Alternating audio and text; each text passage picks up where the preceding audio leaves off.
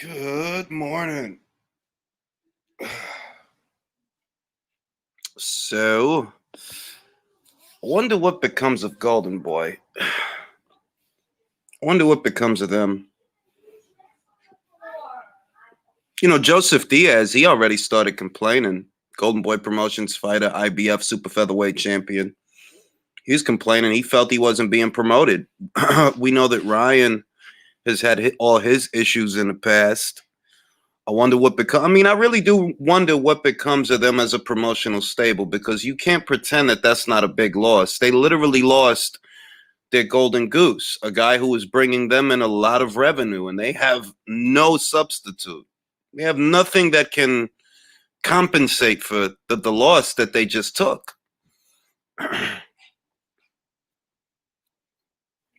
I don't know what they're gonna do, man.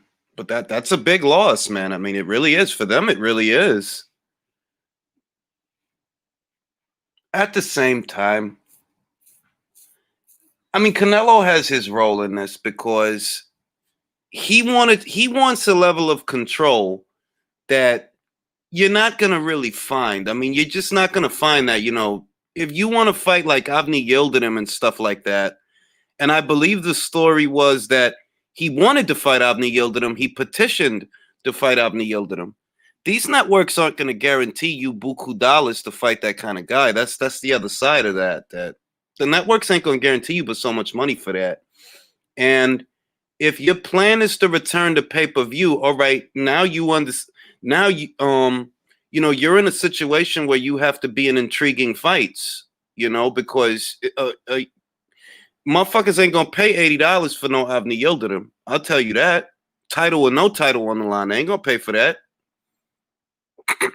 Hey, what's goody Rob? What's goody Base? Warped, Billo was good. Lennox.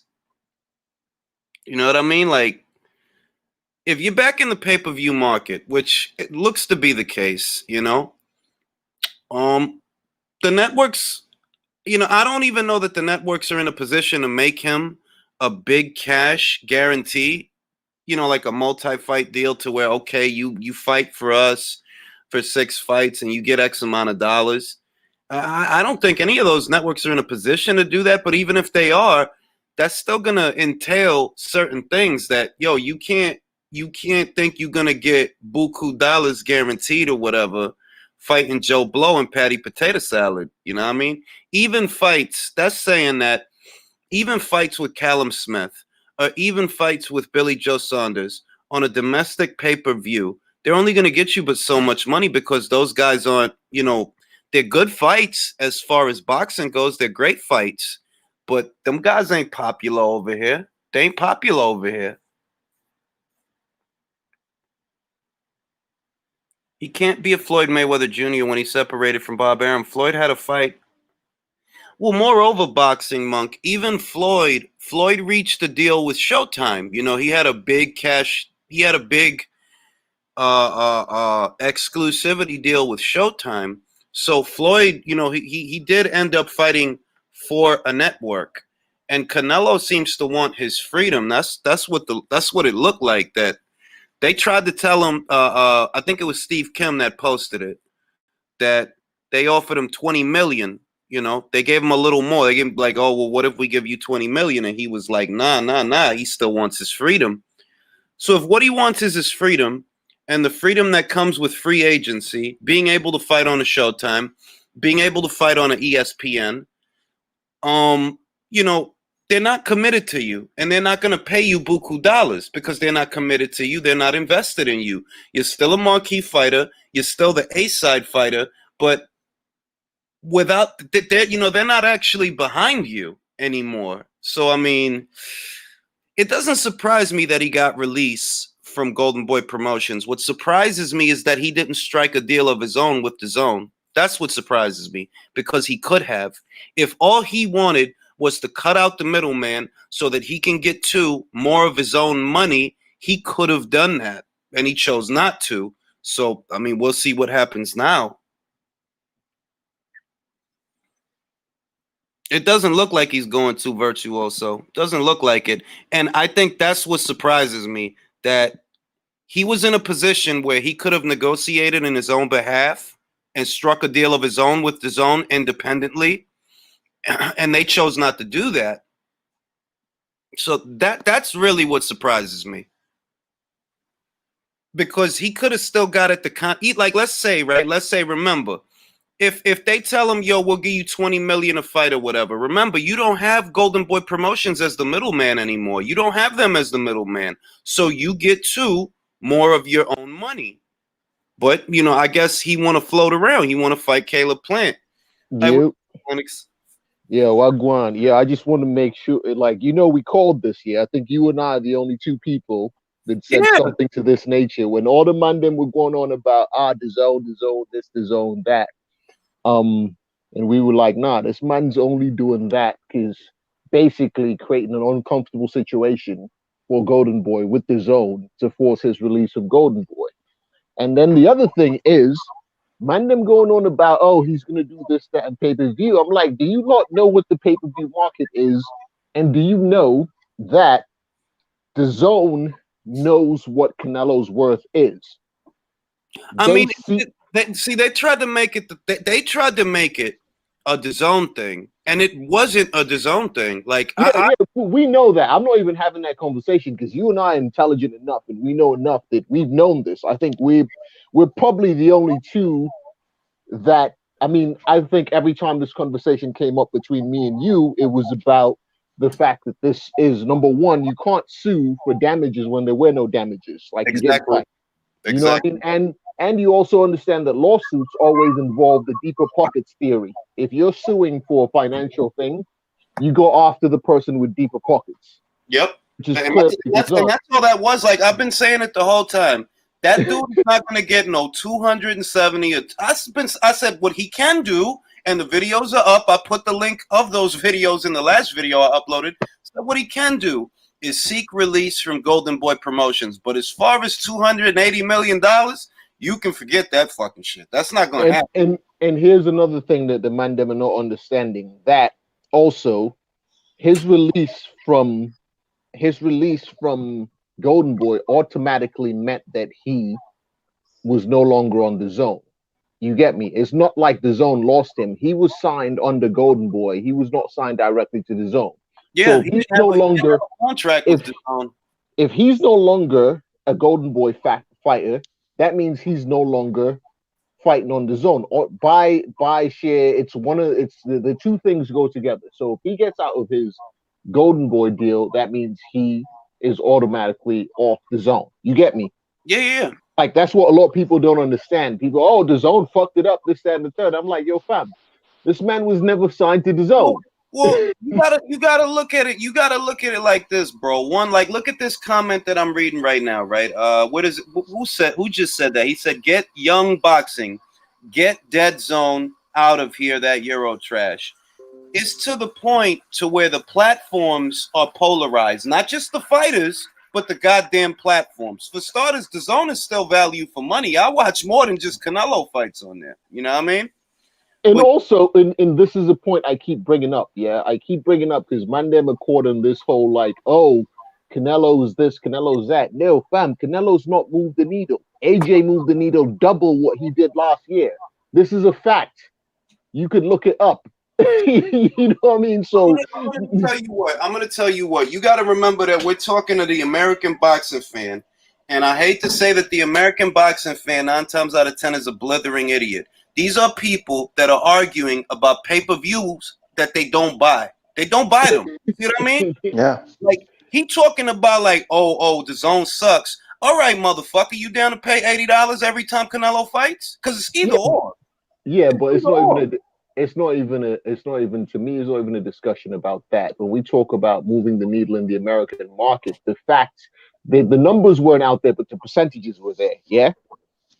The percentages were we both saw this last year. Was at the end of when they made the announcement early this year, right? We know what the biggest fights was, and where Canelo was maybe second or third. Canelo Kovalev, Canelo Jacobs. To me, as a boxing fan, they were good fights, right? But them fights didn't do for DAZN what DAZN wanted them to do. They didn't, and that's just reality. That's just the facts.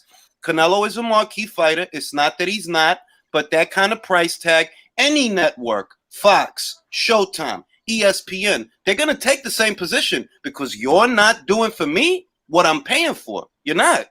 You know, we want more than this. You need to move the needle. And your fights, and I mentioned this, we talked about it here on the channel, that the problem that Canelo has with the zone, a part of it, is that his fights are not intriguing because everybody feels like you got to shoot his ass in order to get a decision.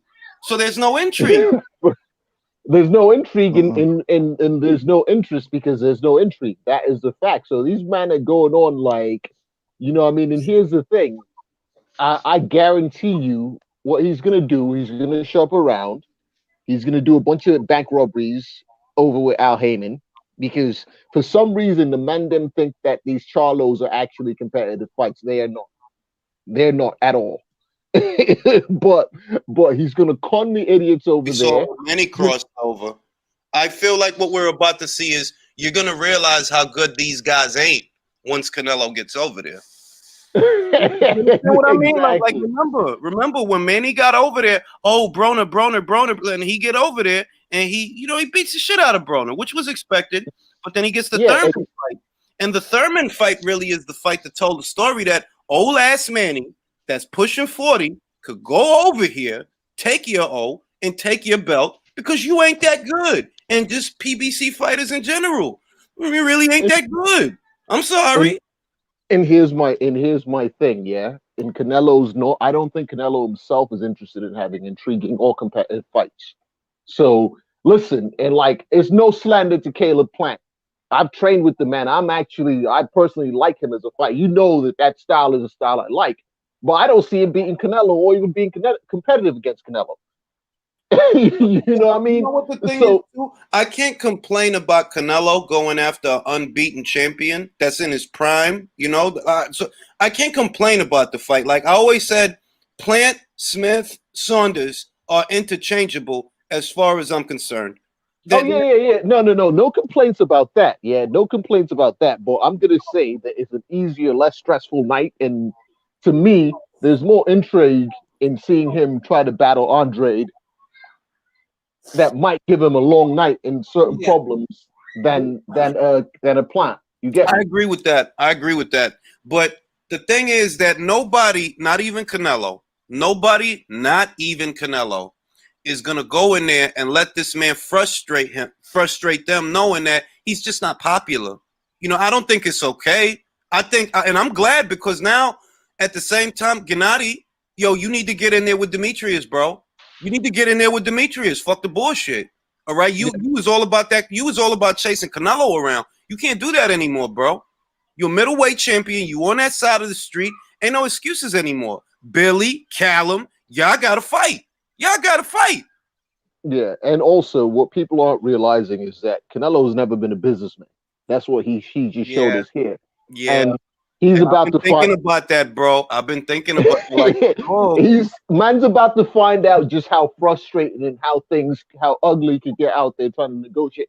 He's never been a businessman. Man, do you have a team, someone on your side who speaks English or can do business for you? Like, because this is not a Floyd and Al Heyman situation. You know what I mean? Like, that's what I thought about that. Does Canelo actually have the business savvy to go to a Fox and argue for the kind of situation that he wants, or to go to an ESPN or to go to a Showtime? Because, Floyd had himself, but he also had Al. He had that. Who's going to do that for Canelo now?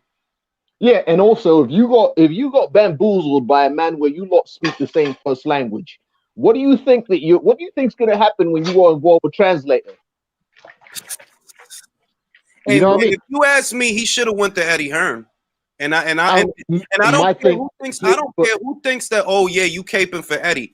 Eddie would have not only got him at the kind of money that he's always been looking for, but he would have exposed him to the European market where Canelo moved the needle. But look at the business aspects of it, the conflict of interest. You get me? Because that might at the moment, yeah. And there's also some non-compete situations in boxing. So at the moment, that might not be possible. Not saying that a year down the line, after a non-compete or whatever situation. Because that makes more sense. He's got a business relationship with Eddie already. He's got like 5 or 6 fighters. He's got like at least 3 fighters, minimum of 3 fighters in his stable that fight with Matchroom. So there's an existing business relationship. So that makes sense. But we don't know. Remember, we're all speculating because we don't know. The only thing we know for a fact is that a release from a Golden Boy contract means a release from the network that Golden Boy fights on. Yeah. Yeah. But we don't know what other details are in this. Now, remember, a release, there's no release that's ever without, without clauses. You get me? Yeah. So that could be a clause like, fam, yeah. We could release you, but you're not going to stay on here and fuck up business with us, with our. But that's what makes it peculiar, because since Golden Boy is not the middleman anymore, you get to get at more of your own money. So if it was me, especially since they're expanding to 200 plus territories around the world, if it's me, I'm not going back to the pay-per-view model. Why not? Because the pay-per-view model is unreliable. Look at these cats celebrating Davis doing 200,000, bro. 200,000. They was happy for that.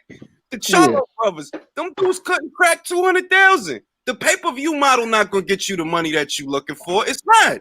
That's why you left that shit. Because it's not.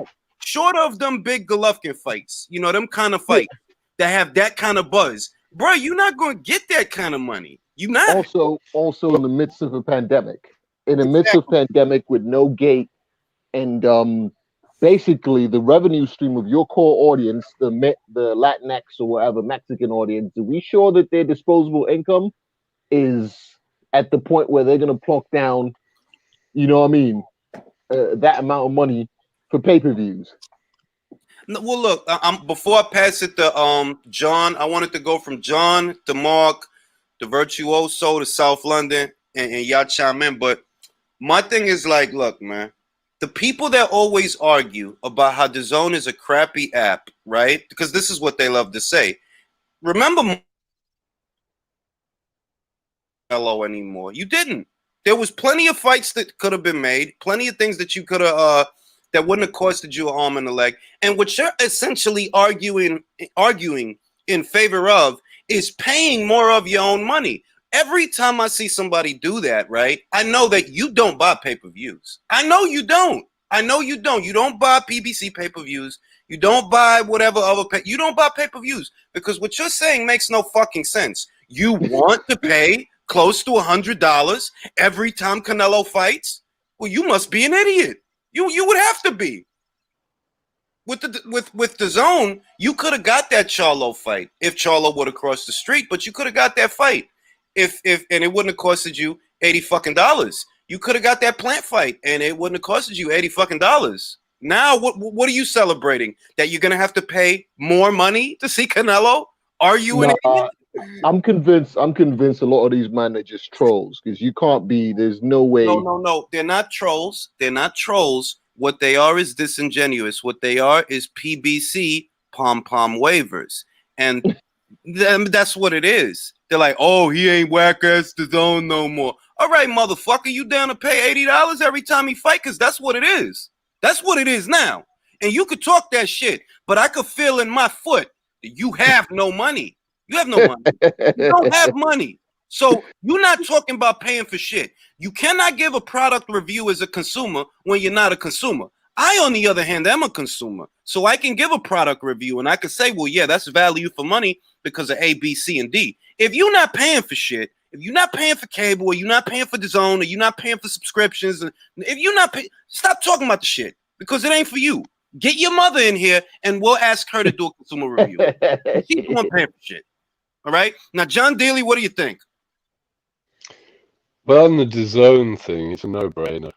It's a good value for money situation, having an app that you pay a fixed fee for and you get unlimited access to fights, as opposed to paying individually for a fight. Especially what you guys pay over there. Yeah. There's no way. There's no way. But Julius, we both know that these guys that say this, if they do watch the boxing they stream it illegally. Yeah, but and that's the point. That's the point that I'm making. I know. No, that's what I'm saying. We both know that's the case. Yeah. Their agenda is about promoting the PBC because of a YouTube community, and I don't think it's got anything to do with boxing, to be honest.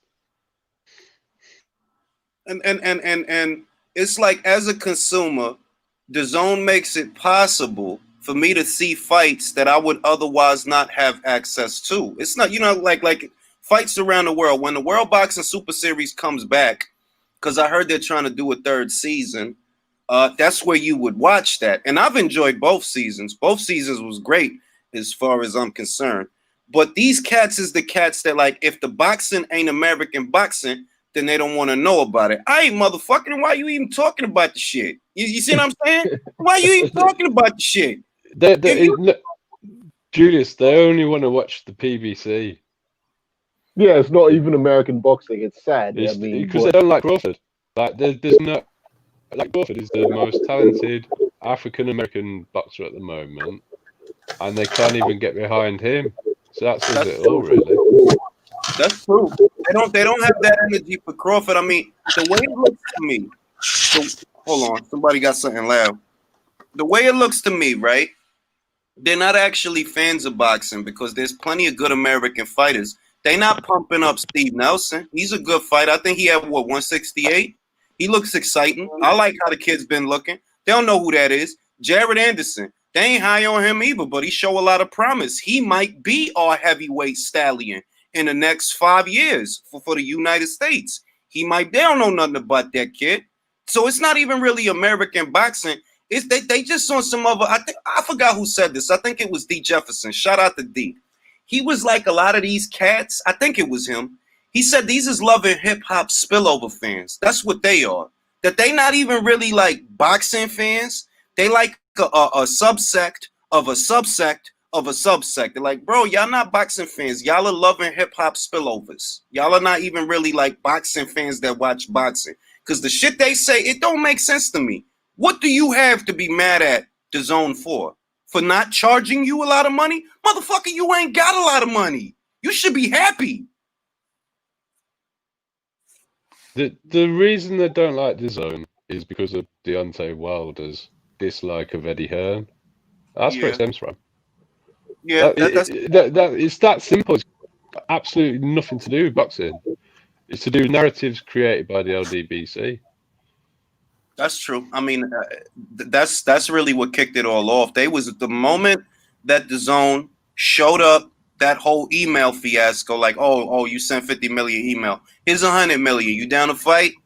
They've been mad at them ever since, and they gonna be mad. Like, did y'all see this cat talking about the Teofimo Lopez shit? The Teofimo called Deontay a bitch.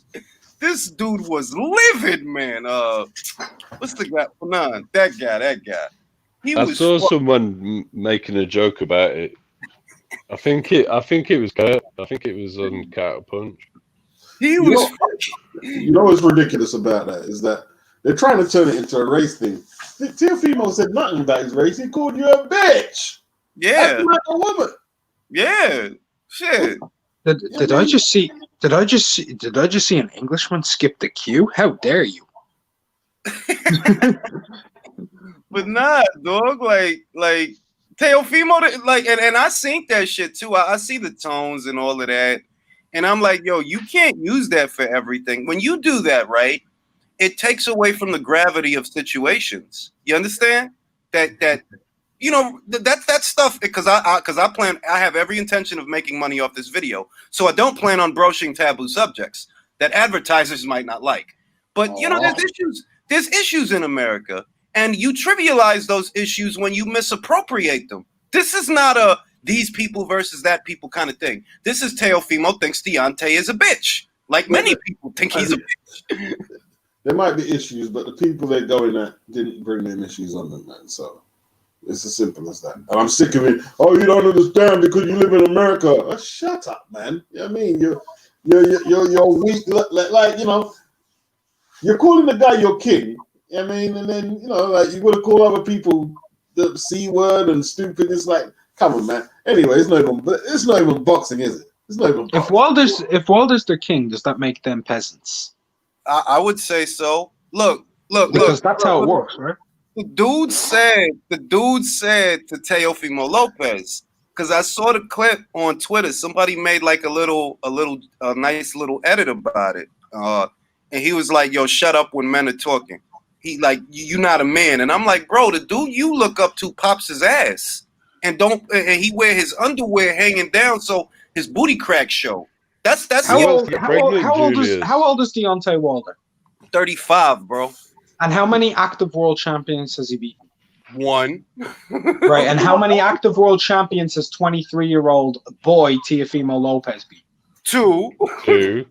And they're saying that one was a unified champion as well. Now you're gonna say Wilder's accomplished more than him. This guy's undisputed champion. And even if you don't recognize him as undisputed, even if you don't recognize the undisputed, he is a 3-belt unified lineal champion. In only 16 fights. Hold on, it's worse than this. Fanon actually led with Teofimo. You don't have a Hall of Fame career. How can you talk about Deontay Wilder who has one? He led with that. Yo, dog, when I heard that, a little bit of pee came out because I'm like, what? Because you think Wilder gonna get it for who? Johan Duapis or Artur Spilka? If anything, if you think that Wilder has a Hall of Fame career, my guy Del Boy has a Hall of Fame career. It ain't a lot of people he ain't fight, man. It really ain't. Except, yeah. But look, man, after 16 fights, Teofimo's achieved more than Wilder has. That's the truth. That's the truth. That's sad. Derek Chisora's achieved more than Wilder has. I don't care what they say. Bro, you know that Derek was the A-side in that Usyk fight? Yeah. I saw that. He was A-side against Alexander Usyk. He's headlined multiple pay-per-views. Bro, he got $4 million guaranteed. That's what the numbers are. $4 million guaranteed for the Usyk fight. All right. My God, Del Boy, like that's why I fucks with that cat, B. That's why I fucks with that cat, because he don't get no shits. Like, yeah, I get out there, I get banged up, but I'm gonna get this paper. He gonna get that money. You ain't gotta tell him, brother. You turned down $100 million, bro. You an idiot. Hey, and you know Wilder ducked him already. I heard that. I heard about that. Derek wrote him a letter. Derek wrote him a letter. They wanted to fight him, and then he got crickets. He got crickets in return.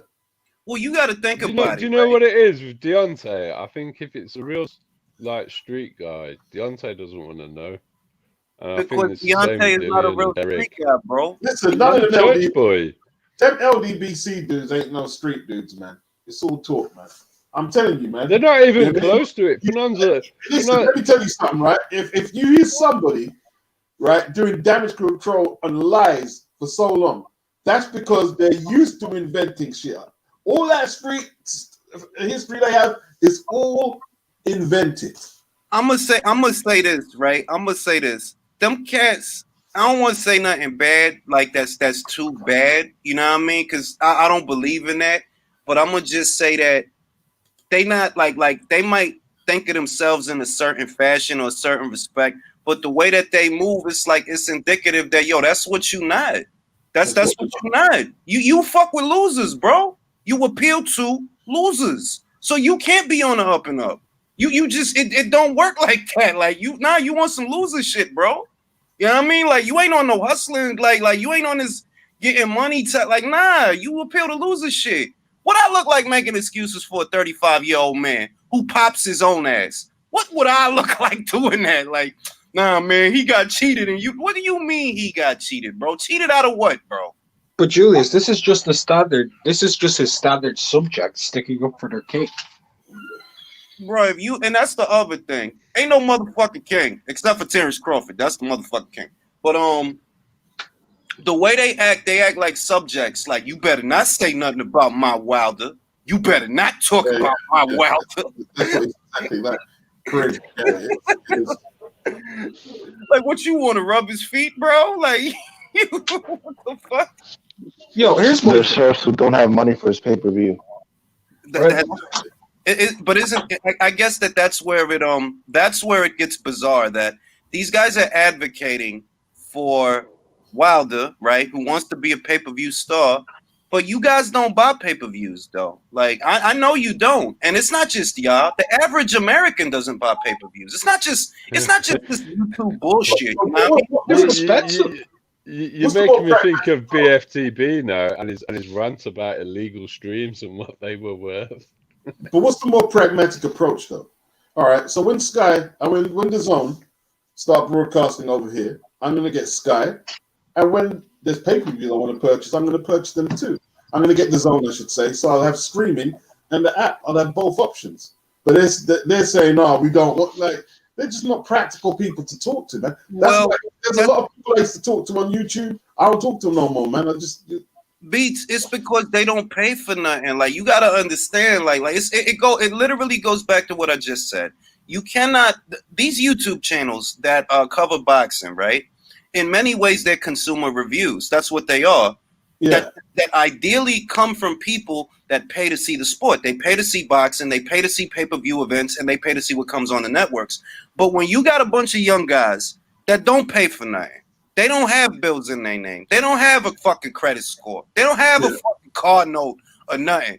You can't give a product review. You don't pay for shit. So whatever you say don't mean nothing. Like, you don't pay for shit. Everything, like all of boxing. Yeah, I gotta pay for that, bro. In one way, shape, or form, I gotta pay for that. Whether it's the Zone or a cable subscription or an app subscription or whatever, that shit you pay for. So in that situation, you're giving a consumer review, but you're talking to guys who are arguing in favor of pay-per-views. They're not even gonna buy. That's how retarded they are. Like, bro, you're not gonna pay $80 every time somebody fight. And why would you want to? Who bought the first pay-per-view that the PBC done in England? I did, straight away, because I wasn't gonna. If they think their views is so important to me watching, it's not. I'm paying for what I want. I'm paying to watch boxing. I'm not interested in no PBC versus Matchroom, or how Eddie's got his hair cut and shit. And it's garbage, man. That's not even boxing. That's not. You failed. You failed as a man. When that's your debate, you failed as a man. You've just failed miserably. You know what I mean?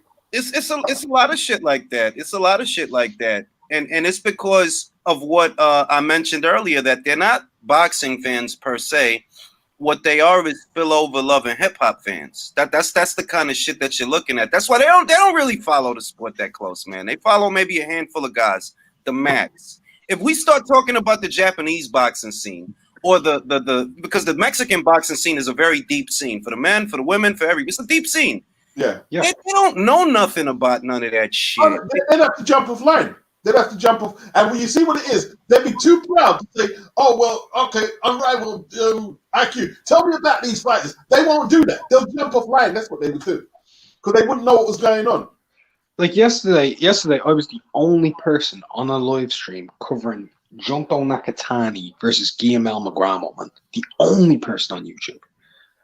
Yeah, can Mike step in for a quick second just to translate what Julius was saying? I think that analogy of the two things, that analogy of the love and hip hop thing, it's quite apt, because you see them man there on that show, they seem to be popular until it comes time to sell records or sell products, right? Exactly. And then additionally, to add to that, these people, when you talk about they're not boxing fans, it's like, regardless of team, whatever you feel about whether it's this thing, I can tell you that if you're a true boxing fan or a true sports fan, there is no better way to get sports than on an app. Like, I just went through 3 continents in the month of October and didn't miss a fight. You know why? Because of the Zone and the ESPN app. Everything on the app, wherever you are. Once you're tied to a network and you're tied to something that you can't get with that convenience, it's a lot more difficult. Well, but look. Yeah, and he just mentioned the key word, convenience. Can I jump in here real quick before you guys carry on with this? I've been waiting patient. I was waiting for my turn, but let me just jump in real quick and say I was also one of the people that said Canelo would probably be advisable to go through with the lawsuit just to see what was in the contract, so he could get himself out. I just wanted to put that out there. And also, because the Canelo Promotions has got a co-promotional deal with Matchroom, I think it's USA. That's for all his fighters, and that's for his actual promotions company. So I think if he signs himself, through his own promotional company, he may be able to do the free agency thing through Matchroom on network by network basis. I just wanted to throw that out there. Carry on, guys. Perhaps, but I guess it's because, and I don't want to stay on Canelo too long because his situation is pretty cut and dry. His situation is pretty cut and dry, easy to understand. To Lennox's point, there is. Go on, to Lennox's point, it's like you're talking about traveling from country to country, right? And how an app is the ideal way to view boxing and view sports when you're jet setting. These guys don't jet set, bro. They don't get off the fucking block, bro. Like think about it. Like, the fuck I look like talking to this motherfucker about how I was just you know what? Yo, but you know what? That's what, I left a comment. Like, I don't do the YouTube comments thing. And, like, for a few things, and like, I'm going to stop actually talking about, like, my work experience because a lot of people jump in and think, like, man, I'm not flexing. Like, it's just, what I mean? The only reason I got on here was temporarily I was not working, with the networks or whatever anymore. And then I'm back on it. So I'm not saying that much about why I'm going and not. No, you don't have to. But no. I'm going to say, so I left a comment, because I was moving around working. So I wasn't, so I just left a comment watching your video. And look at the man, them attack me in the thing. I'm like, yo, fam. I saw that comment. I'm looking at this like, yo, fam, you lot don't even understand contract law, understand anything. And this thing, man, like, look. I read through in one of the videos I did about Canelo, right, where they actually had the 24 or 23 page complaint. That the lawsuit was published and it was viewable by anybody, right? Yeah. I read through the legalese for you. And I put it in a way that you can understand. You understand? I've been said Canelo don't have a contract with the zone. So stop making it about the zone. You still gonna get them potato head motherfuckers thinking it's not a DAZN thing, bro. It's a Golden Boy thing. And these ignorant motherfuckers, they can't shut the fuck up. Like you don't want to understand that. Like, yo, you don't understand contract law. That's not the end of the world. Most people don't. That's fine. Where you fuck up at is you keep trying to argue about shit that you don't understand. Stop trying to argue, bro. No, it's not a DAZN thing. It is a Golden Boy promotion situation.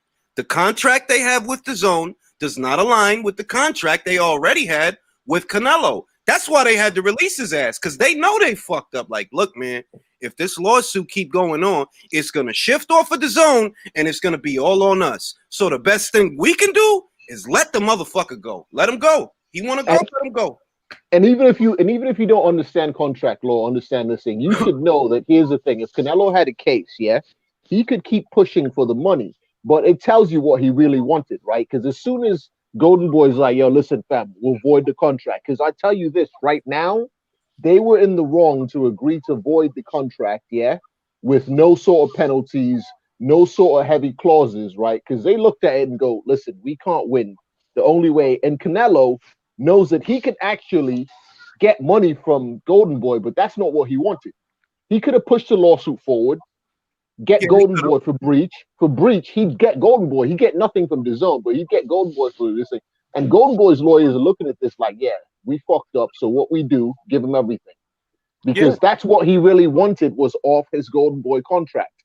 And the only way to do that was create a legal situation where it shows that them man have been moving mad on his behalf. Real quick, breaking news, Matchroom have just got me to buy another fucking pay-per-view. They put Martin Bakoli versus Kuzman on the AJ card. Bakoli probably gonna fuck him up, man. But bro, I'll pay to see Martin Bakoli. I don't know why. I just like how aggressive he is, man. Shit like that'll make me boy. No, yeah. I'm the same way. That it doesn't have to be. When I know I'm getting something that'll entertain me, I'm in. Yeah, it's a product. It's a consumer review. They're like, okay, Martin Bakoli is value for money. He's value. For me, yes.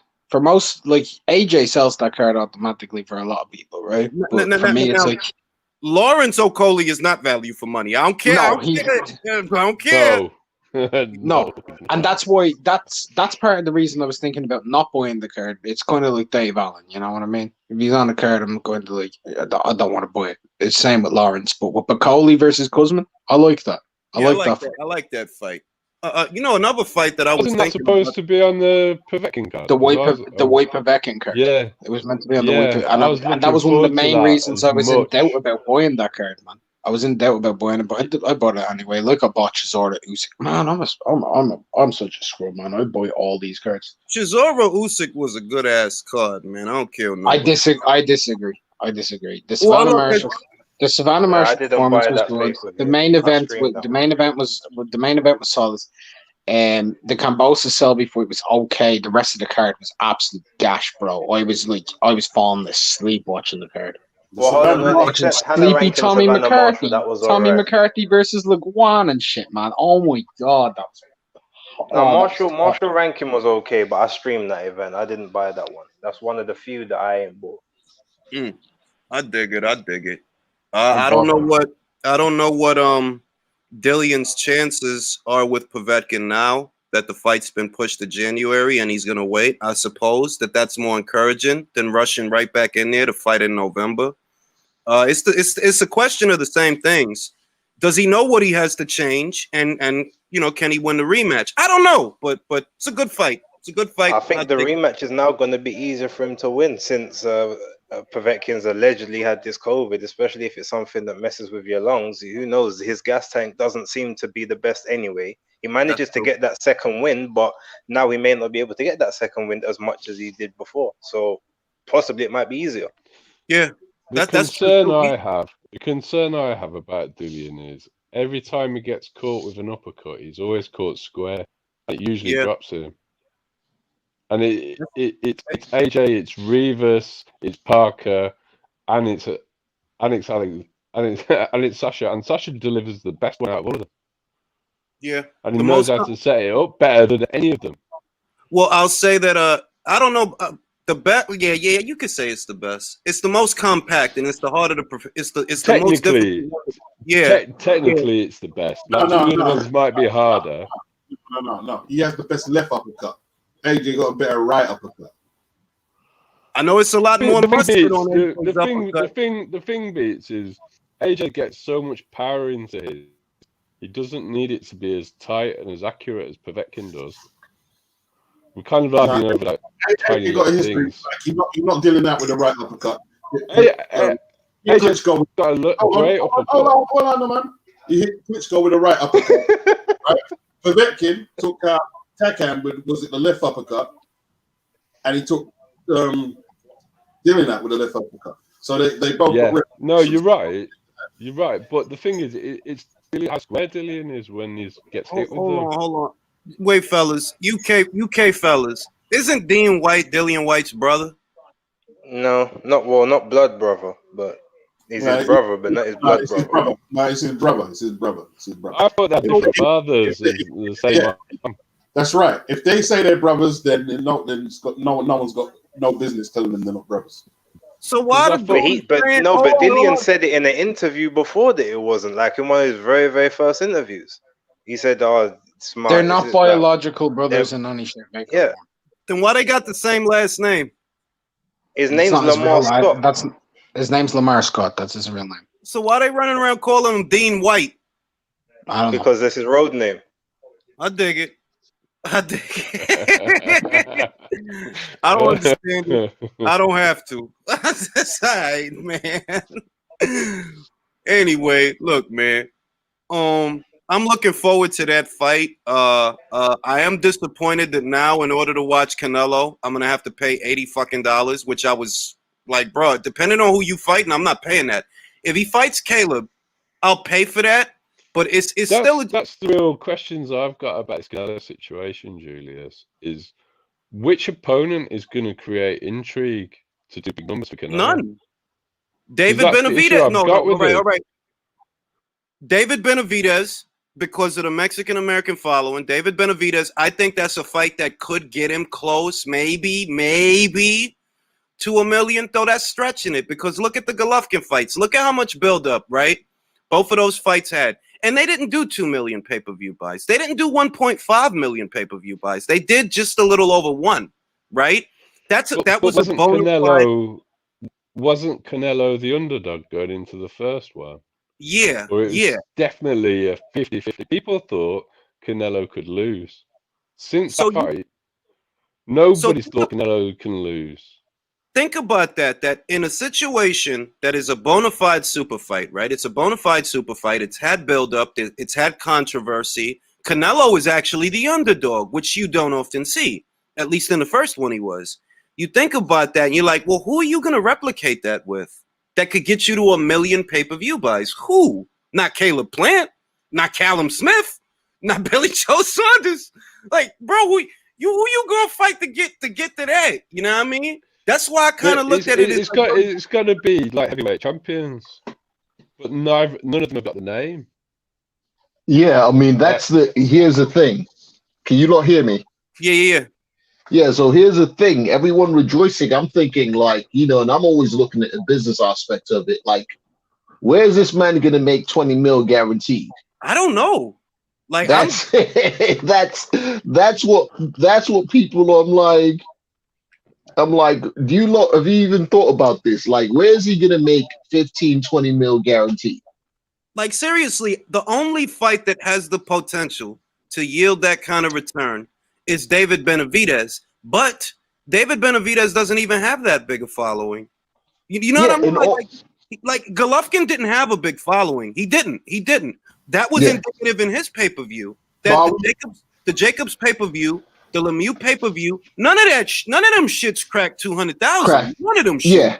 And also, it's like we're talking a guaranteed, because what network is going to give him a base salary? Because you could say, oh, he might make it on a pay-per-view upside. Yeah, you man, like we're talking the math of a pay-per-view upside, and that's not guaranteed. You know what I mean? Okay, he might do it in a pandemic because production costs are down. I don't think so. You get me? Because people still go buy upwards of 400,000 pay-per-views. Bro, but the production costs are down. You know what you're looking at. The goddamn network is only probably going to stake, I'd wager, they're probably only going to stake 10 million to 14 million of their own dollars, if that, because 14 million seems excessive. That they're going to stake $14 million on you during this. Are we assuming though that he's not going to negotiate with the zone just without Golden Boy now? Though he might still talk to the zone. Well, look at who he's looking at. I want you to notice 3 things, Beats. 1, he petitioned to fight Avni Yildirim a couple of weeks ago. 2, Eddie Reynoso said a couple of days ago that the Charlo fight has to happen next year, right? 3, look at what we're looking at now. They're talking about Caleb Plant. So it's pretty clear what side of the street he plans on being on for the immediate future. He plans on fighting PBC fighters. That's what it looked like. Now Fox has the money. Fox has the money because they're a huge network. Fox has the money to where they could guarantee him 14 million or something like that and let him make the rest of the money on pay-per-view. My question is, do they want to? Well, they got that Walt Disney money now, isn't it? Fox, so invested. No, that's ESPN. It's ESPN. It's ESPN. If Canelo, I wanted to chime in real quick about this. Go ahead, Virtuoso. Okay, so now that you guys answered my question about whether Canelo's future is with the zone, I think I think it's best for the both of them. The reason why that is because first off, that money, that guaranteed money that they were gonna pay him, I mean that was just ridiculous. I mean he has a schedule of a boxer, but getting the salary of a baseball player who plays every day. It's insane. So that they should learn from that. The zone should learn from that. It's just like, look, we shouldn't put all our eggs in one basket, and just invest in these fighters. Just look how much money they pay for Golovkin to fight, Steve Rolls or Jesse Vargas, got paid to fight Mikey Garcia. I mean, come on.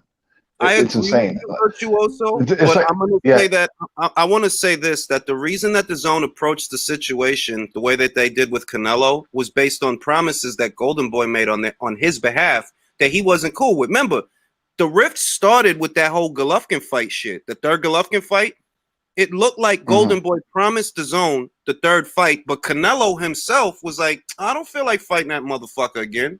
That's when it all started. So they made promises that led the zone to approach the situation that way. That, we're going to get all the money back when he fights Golovkin for a third time.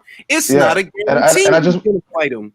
I just want to weigh Here's the pros thing, and cons here. I want to weigh. Hold on, I'm not finished my thought. I just want to weigh the pros and cons here. It's like, yeah, you lose a a very fighter that has a huge following, but like you lose that fucking diva shit, and then you get you have fighters that are for Golden Boy that in matchroom that need the money, to put together these big fights.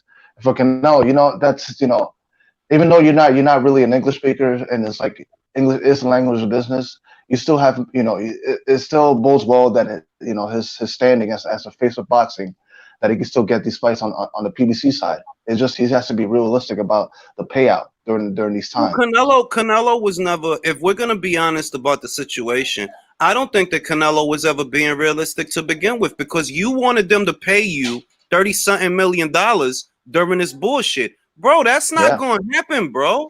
I'm sorry, that's not going to happen. And he won it It's for realistic, Yogi as well. Here's what's not realistic though, right? Is if Golden Boy negotiating a contract, right? He knew they were negotiating without him. He wasn't at none of the meetings. Eric Gomez and whoever was there. So they're going to say, yeah, we'll guarantee you a Golovkin fight. Do you think you're going to get 30 million for fighting Andrade? Who have they got to justify keep paying you that money if you don't fight Golovkin over there? So to a degree, he deluded himself when they were negotiating for him, saying, oh, they kept him out of the loop, didn't show him no contract. You can't read English anyway, motherfucker. You know what I mean? No, you know what? Yeah, here's the thing. Yeah, it's two things. The problem is Canelo just wants to be a diva. So if anyone's expecting intriguing fights now, I think that we're sadly mistaken. That's my first point. My second point is, as Julius has said, next me and I think Base, yeah, we've been chatting. We were the ones way back saying about that this is about Golden Boy. Golden Boy's in dire straits now because the rumors are Oscar's trying to come out of retirement and fight Maidana. So that's like, let me use a record. I'm gonna use a record label analogy that's not as good, because it's like, you know what I mean, when all them issues with Bad Boy, yeah, Puff knew if he dropped the album he'd go platinum. So every time Bad Boy was on a Lean and Rock, we would get a Puffy album. For those of you who are 80s babies or whatever, middle to late 80s babies, and get the reference. When everyone, you know what I mean, Rough Riders, whatever was going on, boom, Puff would drop an album. I Need a Girl, boom, boom, man's got five album goes 5 times platinums, he restructures. So this man coming out of retirement is the equivalent of Puffy dropping an album. The only problem is now we got to see if this album's going to go platinum or not, and he comes out to fight Maidana. Well, that's what it is. Golden Boy just lost her Biggie. Let me address this comment. Fabrizio said Lennox is a Canelo hater. Canelo is being a diva. Let me ask you, Fabrizio, since March, when everything got shut down, who have you seen collect $30-something million? What fighter? Because that's the nature of the problem. Canelo wanted to get what he was going to get before the pandemic hit. That's what he wanted. He didn't want to, and then they told him he would have to take a pay cut. And I think he was on board to fight for 20 million. All of these problems are created by unrealistic expectations from Canelo. Yeah, there was divisiveness from Golden Boy. There was. But at the same time, where do you expect the fucking money to come from, bro? Where do you expect it to come from? There's no crowds.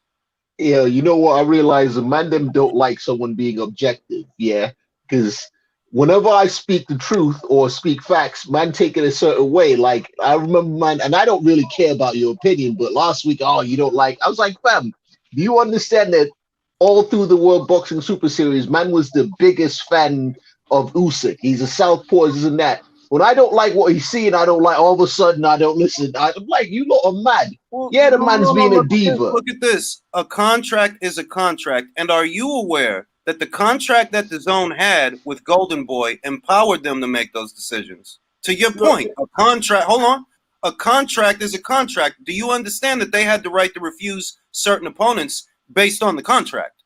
You understand that?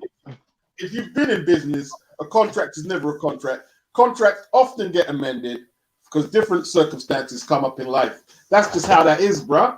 You know what I mean? That's not what. But I gotta shoot down the bullshit. He said they promised him. They didn't promise him shit, bro. They had a deal with Golden Boy. They had a deal with Golden Boy, bro. That's what, like, this is what I mean. And like, yo, I'm not trying to knock. Hold on, wait, let me talk. I'm not trying to knock young boxing, and I'm not trying to knock Fabrizio, but it's kind of obvious that you cats don't understand this because the 23-page lawsuit, it's actually out there, and the original one, the 24-page, it's actually out there. And what you're not understanding is DAZN didn't do anything that Golden Boy did not agree to. They did what they agreed to do. The problem is Golden Boy ganked Canelo. They agreed to shit that don't line up with their contract with him. That's where everything got fucked up at. This one ain't Canelo dirt. And also, you know the bar, you're just a worker and your boss is my man. Mm-hmm. You heard that bar? I'm not sure who said it, but that's what this is. Canelo, That was Jada. Yeah, you're just a worker and your boss is my man. So basically what? Sorry. Yeah, go ahead. I'm more to the point, right? If you could take your fanboy glasses off for a second, it's Canelo who didn't uphold. If there was a contract between DAZN and Canelo, which there isn't, it's him who didn't uphold his end of the bargain. He went to court. So you can't get paid for what you didn't produce. You didn't produce the fights to finish out his contract. Exactly. And that's why I said that he was never going to get that money. And who knows if he really was even after that money. I just knew that he wasn't. That's what we've been saying. He wasn't. I just knew he ain't going to get it. But that's money for services rendered. And they have not rendered 11 fights worth of your services. So you're not getting that money. Can I just add this, Julius, here, before, right? And I remember reading, right, the 30 million was on conditions of certain things transpiring. It wasn't a guaranteed 30 mil every fight. But for a start, he didn't get 30 mil for the Rocky Fielding fight. The 30 million was on condition of how much apps were being sold and stuff like that. So you guys have to start reading and thinking about before you just start spouting off. Hold on, but the Rocky Fielding fight wasn't find part out of the contract. The Rocky Fielding fight was in addition to the contract. It wasn't the start of it. The start of it was the Jacobs fight. Yeah, that's the first official fight of the contract.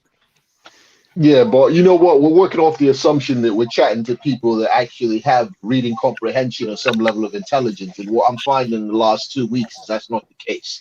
You're very true. Not guaranteed. They don't understand the concept of stipulations. And I'm gonna say that legalese, if you have a decent command of the English language, legalese is not that hard to decipher. You know, like a fiduciary duty, that's not a hard legal term to decipher. That means that you have a duty to me, to make me money, to pay me certain shit. That's what that means.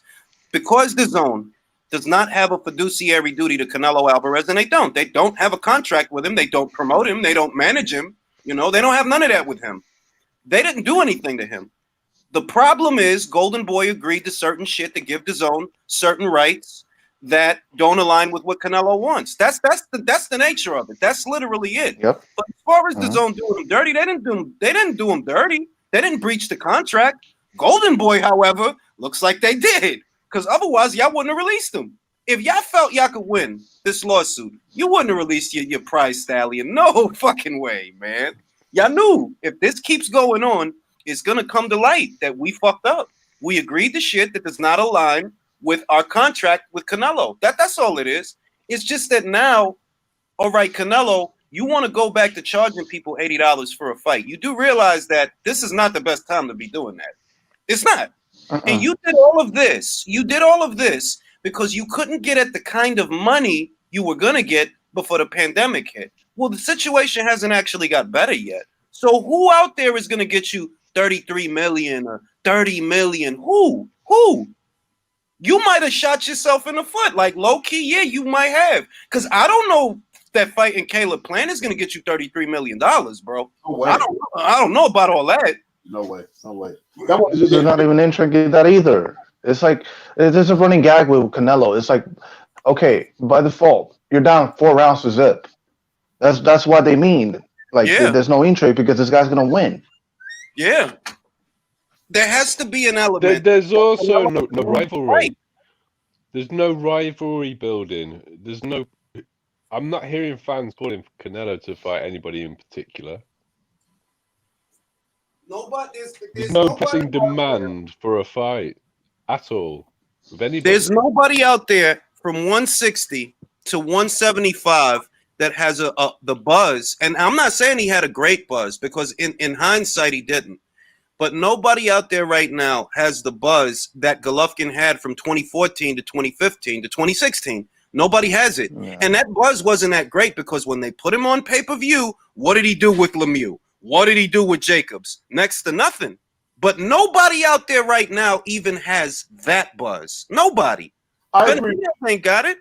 I agree with Joe Lasisi. I think Charlo is a really big fight for him though, right now. I would have agreed with that if I didn't just see the numbers that I saw. That's what I was saying. That's working on the assumption that all the chat and shit. Like I said, I think that whoever made the love and hip hop analogy, it's perfect. Because as these lot that seem like celebrities and seem like stars, until it comes time to bring in the punters. When it's time for the punters to show up, you realize, well, them man that might like you, but they don't like you enough to spend their money on you. Like to make my point. All right, when they put Golovkin on pay-per-view for the first time with David Lemieux, he only brought in 150,000 pay-per-view buys. Reportedly, he brought in 10,000 more with Jacobs, right? You just gave the fight fans, both Charlo brothers, at one price, and all they could bring you back was 120,000 pay-per-view buys. That tells me, based on those numbers, that you don't have the buzz that he had, because you just put on a doubleheader with both Charlo brothers, and all that got you was 120,000 buys, bro. And what were good fights? Both of those were good fights. The Derevyanchenko fight was a good fight. Yep. The Rosario fight, that's a unification match. You got, like, that was a value for money card. And that shit didn't do no numbers. So when I see somebody saying that, oh, well, maybe Charlo, no, he don't have a buzz, bro. They not talking about this shit. Julius, I'm sorry, though, but like, it's like, okay, yeah, you just said that they sold 120, and then the Gervonta Davis, Leo Santa Cruz sold 200K, and they're acting like this was a huge success. I mean, they lowered the standards now. It was they lowered the standards. Like the only reason, and it's the funniest thing, the only reason that pay-per-view was a success is because the network didn't stake very much of their own money. That's why it was a success, because the break-even. So hang on. So hang on. So Gervonta did more numbers on a Showtime pay-per-view than these other lads did on a Fox pay-per-view. Am I hearing this correctly? Yeah. 200. The number out there for Davis Santa Cruz is 200 to 225,000. The number for the Charlos, Showtime as well. The number for the Charlos was around 120,000. So don't tell me that Jermall Charlo has a buzz. No, he don't. No, he don't. Weren't they on Showtime as well? That's where they were. No, they were on Fox. Oh, no, that was a Showtime pay-per-view. Yeah, that was a Showtime pay-per-view. Yeah. That was a Showtime pay-per-view. Same platform. Because Davis and the Charlos are the only ones that Showtime got left. It's all the others that are on Fox now, ain't it? I mean, the look of it to me is Canelo Alvarez's inciting incident is that he couldn't get at the kind of money he would have got before the pandemic hit, right? $33 million. Well, you ain't going to get that shit now, bro. You ain't, except now you going to have to do all the legwork. You going to have to do it. Before, somebody was doing it for you. Now you going to have to do it. Do you have the mental faculties to do that? Because I don't see him getting $33 million a fight. And I'm not saying that because I don't want him to get it, but I'm looking at it like, yo, who out there is going to get you that? Who? Caleb Plant? Well, that's my whole thing about the situation where I think the zone are quite glad that he's not there, because there isn't anybody for Canelo to fight where you think Canelo could lose. And that's where I started this off with the fact that in the first Golovkin fight, people thought Canelo could lose. Here's the thing, man. To get that kind of money, you'd have to fight Beterbiev. You'd have to fight Beterbiev. and he's not going to do that. And He'll get Beterbiev 30 hasn't million. got any sort of buzz or following or anything. That fight Beterbiev ain't making him kind of. You know, right now to get that kind of money, you've got to be a heavyweight. You've got to be a heavyweight in the Middle East, fighting in the Middle East. To get that kind of money, right? Beats. I didn't mean that sort of money. I mean for people to actually think he could lose. And Oh, what I right. said afterwards was Beterbiev doesn't have that type of buzz anyway. Yeah. So, Right so now, how is he going to do anything? the old. I don't even think Better Beef could get him that money, to be honest. No. That's what I'm saying, Julius. I'm saying the only fighter I can see him fighting and people would think he was going to lose to is Beterbiev. But Beterbiev doesn't sell anything. Yeah, he's got no profile. That's what. High risk, low reward. There is one way to get him money. Yeah, There is one. I see what you're I have saying. another Is way. like, If Joe Smith Jr. were to go and become WBO champion and he were to fight Beterbiev and knock him out, that would sell. Yeah, that could. But I mean, that's not now, is it, Mark? That's in the future, and there's a lot of ifs there. Mark, I'm going to say that is in the same place that Edgar Berlanga is. That is in the same place that David Benavidez is. That's a what-if game. It is. I could tell you that 2 fights from now, I think a Benavidez fight with Canelo does good business. Maybe 2 fights from now. That means Benavidez has 1 fight, another fight, then a Canelo fight. That's essentially a year, almost, just about. We're talking about Canelo's next fight before this year is out. Like, bro, who were you gonna fight? Who were you gonna fight this year that was gonna get you 20 million, 25 million, 30 million, or 33? Who were you gonna fight, bro? AJ or Tyson Fury in the Middle East. That's who he has to fight. Basically. facts, B. Yeah, facts. And also next year in 2021, what's lined up? You know, what are we looking forward to? How are we looking forward to seeing Canelo in a big fight next year? Who's it going to be? Well, the Charlo fight, see, this is the funny thing. The Charlo fight could be a very lucrative event, right? But the reason I keep bringing up the 33 million is because that's what chapped Canelo's ass, that he wasn't going to get that 33. Okay, well, you do realize that fighting Charlo on a domestic U.S. pay-per-view is not going to get you $33 million. I mean, you realize that, right? Because in order for that pay-per-view to get you that, it would have to sell for you to clear it, to go home with it the way you wanted to. Yo, you'd have to sell in excess of 1 million pay-per-view buys. And I don't think Charlo's going to get you there. Maybe he can get you to 500,000. Maybe. I believe that. Maybe he could do that good. Maybe a little better, but not 1 million. No, he doesn't have the buzz for that. This Canelo versus Charlo, it's a question of, does Canelo versus Charlo have the same steam that Canelo versus Golovkin had? Easy answer. No, it doesn't. Nowhere near. And Caleb Plant is even less than Charlo, I think. Yeah, none of those guys are going to get you the kind of money that you were looking for from the very beginning. None of those fights, man. So if I got a question. Go ahead. Didn't Ed Reynoso put out a statement on behalf of Canelo that he doesn't want to fight Mexicans? Oh yeah, he did. He did. So then there's that. So it's like, well, what does he want? You know what he was? He was Rocky Fielding for $14 million.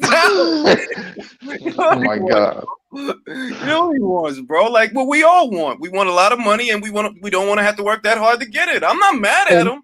Additionally, I'm saying that it's not feasible. It's not feasible. Additionally, can we all agree that you're not getting that sort of money without international fights and international attention? Of course not.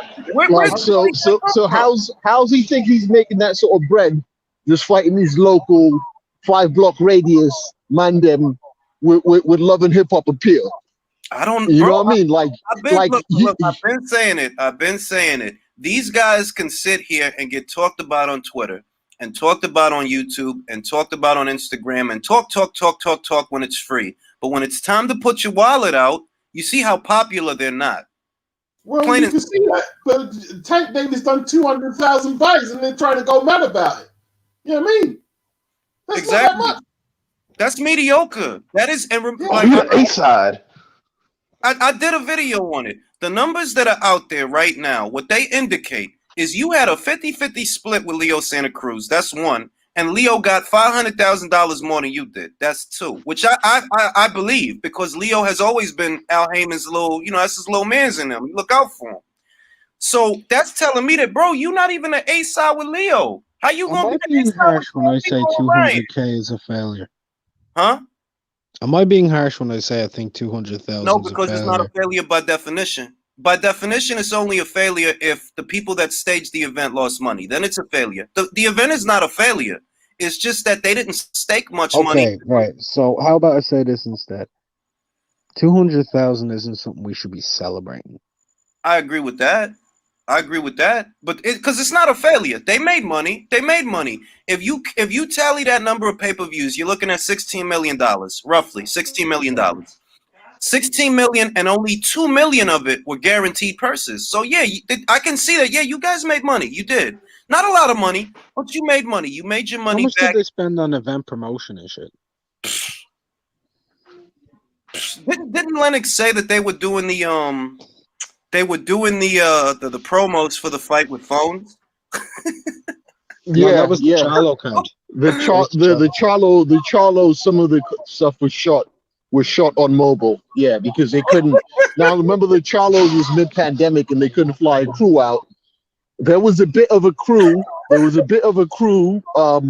the tank this thing, but I could tell you that because of the fact that they had a crowd in, certain part of production chose not to fly out because it's still a pandemic, and a few people. Head of production has high-risk family members, 2 babies, so there was a B team for the actual fight. So the B team does not cost what the A team costs. You get me? Yeah, and I can give you details on them things there offline and that, but I'll just let you know that it was a lot cheaper to do the promo for the Tank Davis fight than it would normally be for any other pay-per-view, because the primary production team was basically doing editing and post. Like, a lot of the main man them was not shooting. A few of the man them were on holiday, you get me? And they actually, that they made money because the pay-per-view buys, yes, but also there was a gate. They had a little over 9,000 people there, so there was a gate. They did make money. It's not a failure, so it's not appropriate to call it a failure. The right way to put it is, this kid is not a star, bro. You just had to go Dutch with Leo Santa Cruz. You're not a star. The pay-per-view made money, very good, and that's fine. But 225,000 pay-per-view buys in a country this size, you're not a star. Yeah. America's not interested in you. They did make money, but not a lot. And this thing fell way short of Mayweather standards, because he said, hopefully we'll sell 200 pay-per-view buys. Yeah, he said 2 million or some wild shit. I'm like, all right. Well, the thing about it is, how out of touch are these lot? How out of touch are they? It was like when Bob was saying, Fury Wilder 2, we're looking for 2.5 to 3 million. Get the fuck out of here. Well, but I'll say this, and it was always a ridiculous number, Mark. That was always a ridiculous number. But you could tell that they really wanted to make it based on what they spent for the Super Bowl ads. That they put a lot of effort in. They did what they could to really try to sell that fight. And because you spent $4.5 million, bro, on advertising for these two motherfuckers. And it came close to $1 million. It came close, but what that communicates is that is a failure. In spite of the pay-per-view having brought in more buys than Davis versus Santa Cruz, Wilder versus Fury 2 is a failure. You did not bring in what you spent together. You lost money. Whereas with Davis and Leo Santa Cruz, yeah, you didn't make much money, but you didn't lose anything. And that's what's important. You didn't lose anything. So it's not a failure. It's just that 220 at best, if it did that, which is the high number, 225. Selling 225,000 pay-per-view buys don't make you a star. Far from it. Especially if you had to go half with lukewarm Leo just to get there. That dude ain't popular. I'm sorry, but he not. Chavez Jr. is more popular than Leo. He is. They that they got 10,000 people in for that Chavez Jr. versus Jacobs. That dude is more popular than Charlo would do more numbers with that guy or somebody like that. You know what I mean? So it's a situation where they celebrating poo butt shit. Like, yeah, you didn't lose money, but you're celebrating over that? Damn, is that how bad it's gotten? That's what you gotta celebrate? 225,000? Hey, motherfucker. Just don't tell me he's a star, because I know that he's not. None of those guys are. Nobody on the PBC side is a star. Except for Manny, and I don't even know if he's still over there. Doesn't look like it. Where is money? No, Manny's not over there. I told you to watch that interview with Garcia, where he told Mauricio that they had the Manny fight signed for, I think it was in June, until before the pandemic popped off. So you know that wasn't happening on the PDC. Yeah, that was at the zone. That was at the zone. It probably would have went down in the Middle East. It probably would have went down there. And that tells the story that, like, look, and it's not about the same old bullshit where we're going to rag on the PBC. But you have to be honest. Nobody at 154 is a star. Nobody at 160 is a star. Nobody at 168 is a star. None of them. Nobody at 175 is a star. If we expand it and we say, okay, we'll do other promotional stables, have big marquee fighters at these weights, you're going to get the same answer. There are no, look, Callum Smith is not a star in the UK, much less here. Billy Joe Saunders is not a star in the UK, much less here. Caleb Plant is not a star in America. David Benavidez has the potential, but look at his career. The first time you lost your belt for sniffing coke. The second time you lost your belt because you blew the weight. You're not a star right now. Like, they not buzzing over you. They really not. So for Canelo to get into this situation because you can't get at $33 million, my question is, what, you think it's on pay-per-view? You think it's $33 million waiting for you on pay-per-view? Bro, you would have been better off staying where you was at and taking that $20 million, if I'm being honest, because that was a guaranteed $20 million. You didn't have to worry about an upside with that $20 million. Now, you kind of look four-way fucked because you got to fight somebody that people care about just to get at that same $20 million that the zone was going to give you. You're fucked. Because I don't know that Caleb can get you there. I'm not saying that he doesn't, but I'm looking at him. Who's buzzing off of Caleb Plant right now? Are they buzzing off of Caleb the way they were buzzing off Golovkin? Let me read this super chat. Shout out to Warp Speed. If Old Red never fought again, would it matter? He's fought boxers, punchers, movers, big and small. What else we want and need to see? Does the sport need him? That's a very good question. And I would say, look, Canelo hasn't fought all year, but the show went on, didn't it? And the show is still going to go on. So that answers that question. Canelo, to the American market, he represents a great value. Make no mistake. But it goes back to the point that we've been making all along. These are not intriguing matches. It's not all his fault, but they're not intriguing matches. Like Canelo versus Kovalev, mild intrigue. Canelo versus Jacobs, that was more about value for money. That, wow, I get to watch Canelo and I don't got to pay $80. But it wasn't intrigue. You were quite comfortable that Canelo was going to win that fight. You know what I mean? The kind of fights that really belong on pay-per-view, they're not there for Canelo. Not unless you're going to just fight David Benavidez for the fuck of it. And we know he don't run his career like that. So, I mean, it's tough, man. It's tough.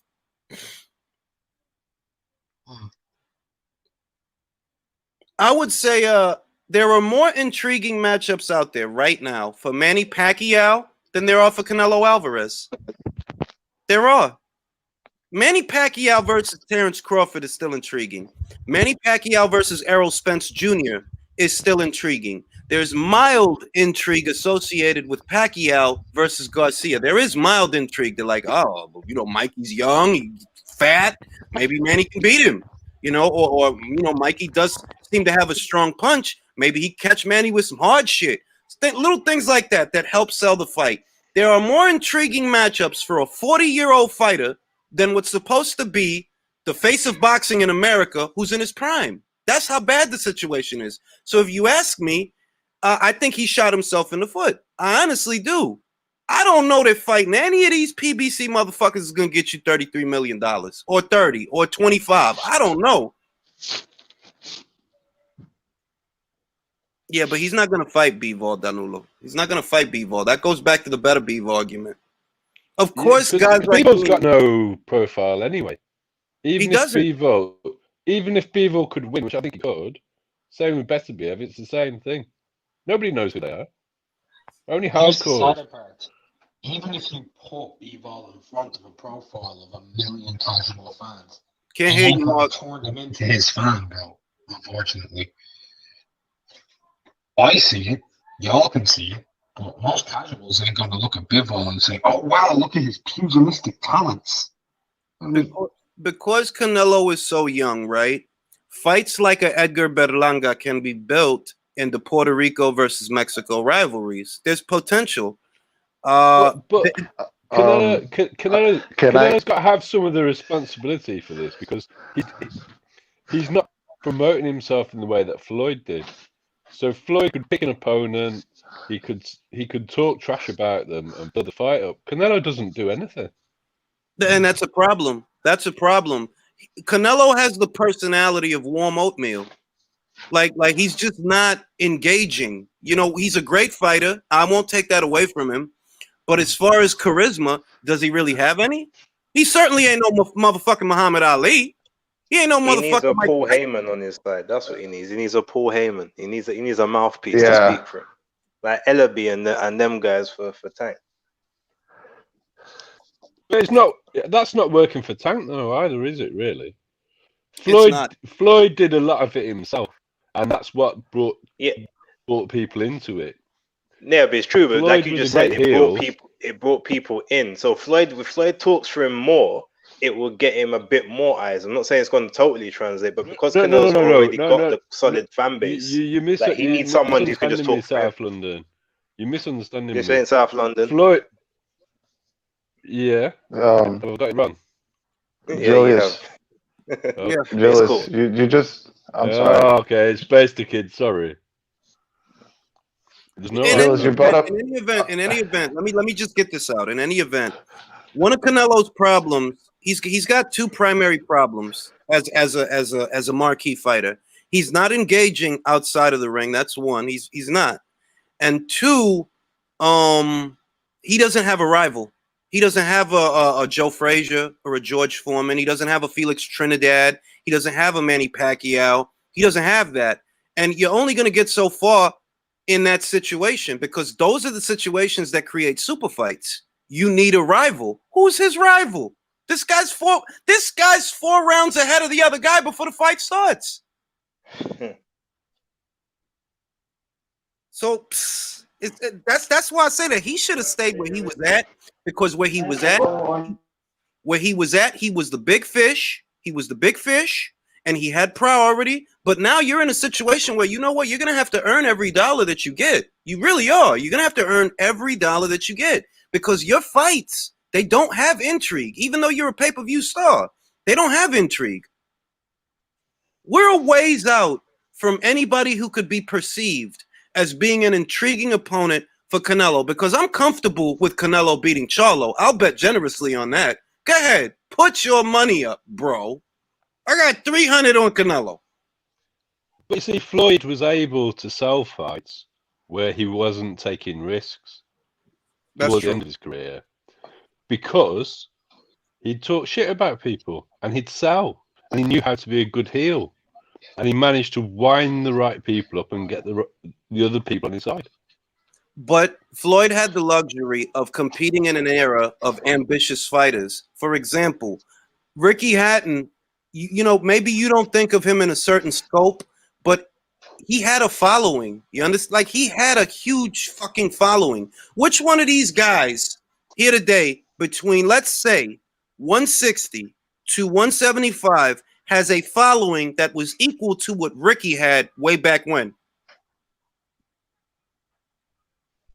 Not Can't even think of one. Yeah, but that's not a good example because Floyd sold against fighters with much lesser following than Ricky and still did good numbers. Well, let's put it this way. Look at Floyd's track record, right? Ricky had a following. Cotto had a following. When he fought, you know, Juan Manuel Marquez, Juan had a following. He did. He had a country behind him. I don't think anybody liked his chances, but he had a following. A lot of these fighters here today don't have that luxury because in that era, the guys, I feel, honestly, they were a little bit more ambitious. They were. Whereas now, everybody thinks they're a star. Nobody's ambitious. And is it a coincidence that almost nobody has a following, except for old guys like Manny? It's a reason that a Keith Thurman doesn't have a following. That many American fighters in the welterweight division don't have a following, and that many fighters and I like the junior middleweight division. It's a fun division, even though it's rock paper scissors there, but it is a fun weight class. But them guys ain't got a following over there. They ain't got a following at 160. I love it, man. I love it. I love the idea that anybody can beat anybody at any time.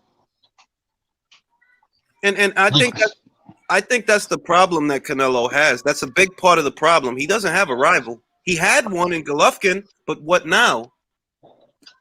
From 160 to 168, there really isn't any major selling points. The biggest one would be Benavidez. Outside of that, like at 175, there ain't selling points. There's interesting things for us, like a B-Ball or a Bacteria or whatever. But for the most part, there ain't that much going to split the needle on a pay-per-view.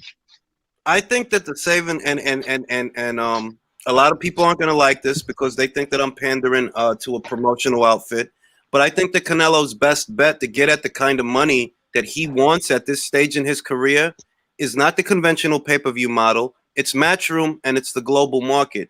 You need to fight in the United Kingdom because that is an untapped market that you know you can get money in America. We know that now. Now what you need to do is go somewhere else and fight there. I feel like he needs a change. And Canelo versus Callum Smith at the China and Japan at the Echo Arena or something would be lit. The fans would go crazy. Yeah, I think Eddie's missing. I think Eddie Hearn is missing the massive trick with this. He's got Bivol sitting there with nobody to fight, and he could be trying to build Bivol's profile as a £168 fighter because Bivol's said numerous times he can make 168. Well, to that, John, and then Eddie has got enough mouth to turn Bivol into a rival and do something with Bivol's career because he's not making any money. To that, I think that they're gonna have Bivol fight Zerto. That's what I saw a couple of weeks ago. Are they? They're gonna have him fight him. I believe because that's what I saw a couple of weeks ago. That the next Doesn't fight. He got Mando to get out of the way first or something. I mean, Bivol doesn't have a mandatory. He hasn't got a Mando. I know Better B's fighting his Mando. I know he is. Okay. One thing I wanted to say is that it's looking very sticky at the zone lately because obviously Canelo's left. You got Haney, one fight left on his deal. You got Garcia, I think it is. He's sometimes, he doesn't like the way he's been treated over there, so he could leave at any point. That's true. And then you start looking at what's going on, and you think, and then you got Golovkin who is inactive and he's not fighting any good fighters. And then you look and you think, like what's going on really? Like, so maybe they can start building guys like Hergovic and, the other guys that you were mentioning, and maybe they could start becoming the stars of the zone. But right now, it's not looking wavy. I'm gonna tell you what I think happens. Now, a Golden Boy, I don't think they can be helped. If I'm being honest, I honestly don't think they can be helped because it never should have got to this point, and that's what that indicates to me. They can't be helped. But for all those other situations, right? Look at what Top Rank did the last 3 years. They started investing in a particular weight class, the heavyweight division, because that'll keep the money coming in, and that'll keep the viewership because it's a hot division right now. For Matchroom, as far as what's going on in the United States, a very similar situation could happen. That's saying that they might pull out of the light heavyweight division because they don't got nothing going on there. They just don't. If these two fucking guys, you see what Eddie said about Joe Gallagher, that he don't want to work with Joe. Where does that leave Callum, And because of that, where does that leave Billy? That's the only good fight for either of you because neither of you are going to get Canelo now. Neither of you. All right? Hopefully that means Callum leaves Joe because Joe is a shit trainer. But do you think? I don't think he would do that. If I'm being honest. I think you're right, but he needs to. How can a 6'3" middleweight like that not know how to use his jab? How's it possible? I don't want to shit on. I like Joe, man. I know you like Tesco Joe, but he's not very good, Julius. He's not a very good trainer. That's just the bottom line with it. Oh shit, man! But I can't see. I can't imagine Callum training under somebody else. Like, where's he gonna go? But so he's gonna stay seriously limited and not be that good. Listen, I'm going to say this. Look at Danny Garcia. Right? And I'm not saying that their level or their careers are similar, but I'm just a trainer situation that Danny could have got himself a star trainer a long time ago, but he never did. And I remember in 2016 and 2015 where there were a lot of people saying that, like, yo, he needs to add someone to his camp. He needs like a new trainer because he's got the skills. He does everything well, but he's missing that extra something. Maybe a new trainer. It doesn't always have to be a star trainer though, because McCracken let Joshua bring somebody else in to teach him something new, and just acted as a head coach. True, that's true. So if you bring in a small name who's not famous, egos don't get threatened, and you can add strings to the bow. It doesn't matter how you do it, but he's got to improve his skill set if he's going to progress. But it doesn't look like he wants to me. I think Callum's checked out of boxing. He doesn't look hungry since he won world boxing at all. Honestly, I agree with you, John, because I'm wondering, like, yo, Callum seems complacent. You feel what I'm saying? Callum looks complacent. Billy looks complacent. Every other fucking picture of this guy, he's fat as fuck. Like, yo, dog, like, do you want to get in there and have a fight? Do you want to get in there and make money or not? You know what I mean? Like, y'all cats is not really... Y'all cats don't seem hungry for whatever reason. I don't know what it is. But the silver lining, if there is one, is that, look, you don't have Canelo as a crutch anymore. So if you guys do want to make money, you have to fight each other. I just wonder, based on what Eddie said, okay, are you not working with Callum Smith anymore? Because you're saying you don't want to work with Joe. In order to work with Callum, you got to work with Joe. Callum is a matchroom fighter. You know, Callum Johnson is not a matchroom fighter, but Callum Smith is a matchroom fighter. You have a fiduciary duty to that fighter. Are you gonna like what's the situation, bro? Well, yes, I'd like to know, but he should go to Shane McGuigan. If anybody can sharpen him up, Shane can. I think that's a good shout. Shane is a good trainer. The only problem with them lot is the contracts that they were tying their fighters into. But Shane himself is a good trainer. Yeah.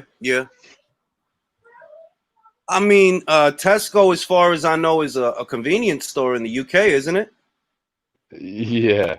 Yeah. I know what Tesco is. Yeah. It's just a bit of it's a bit of a you're a bit basic.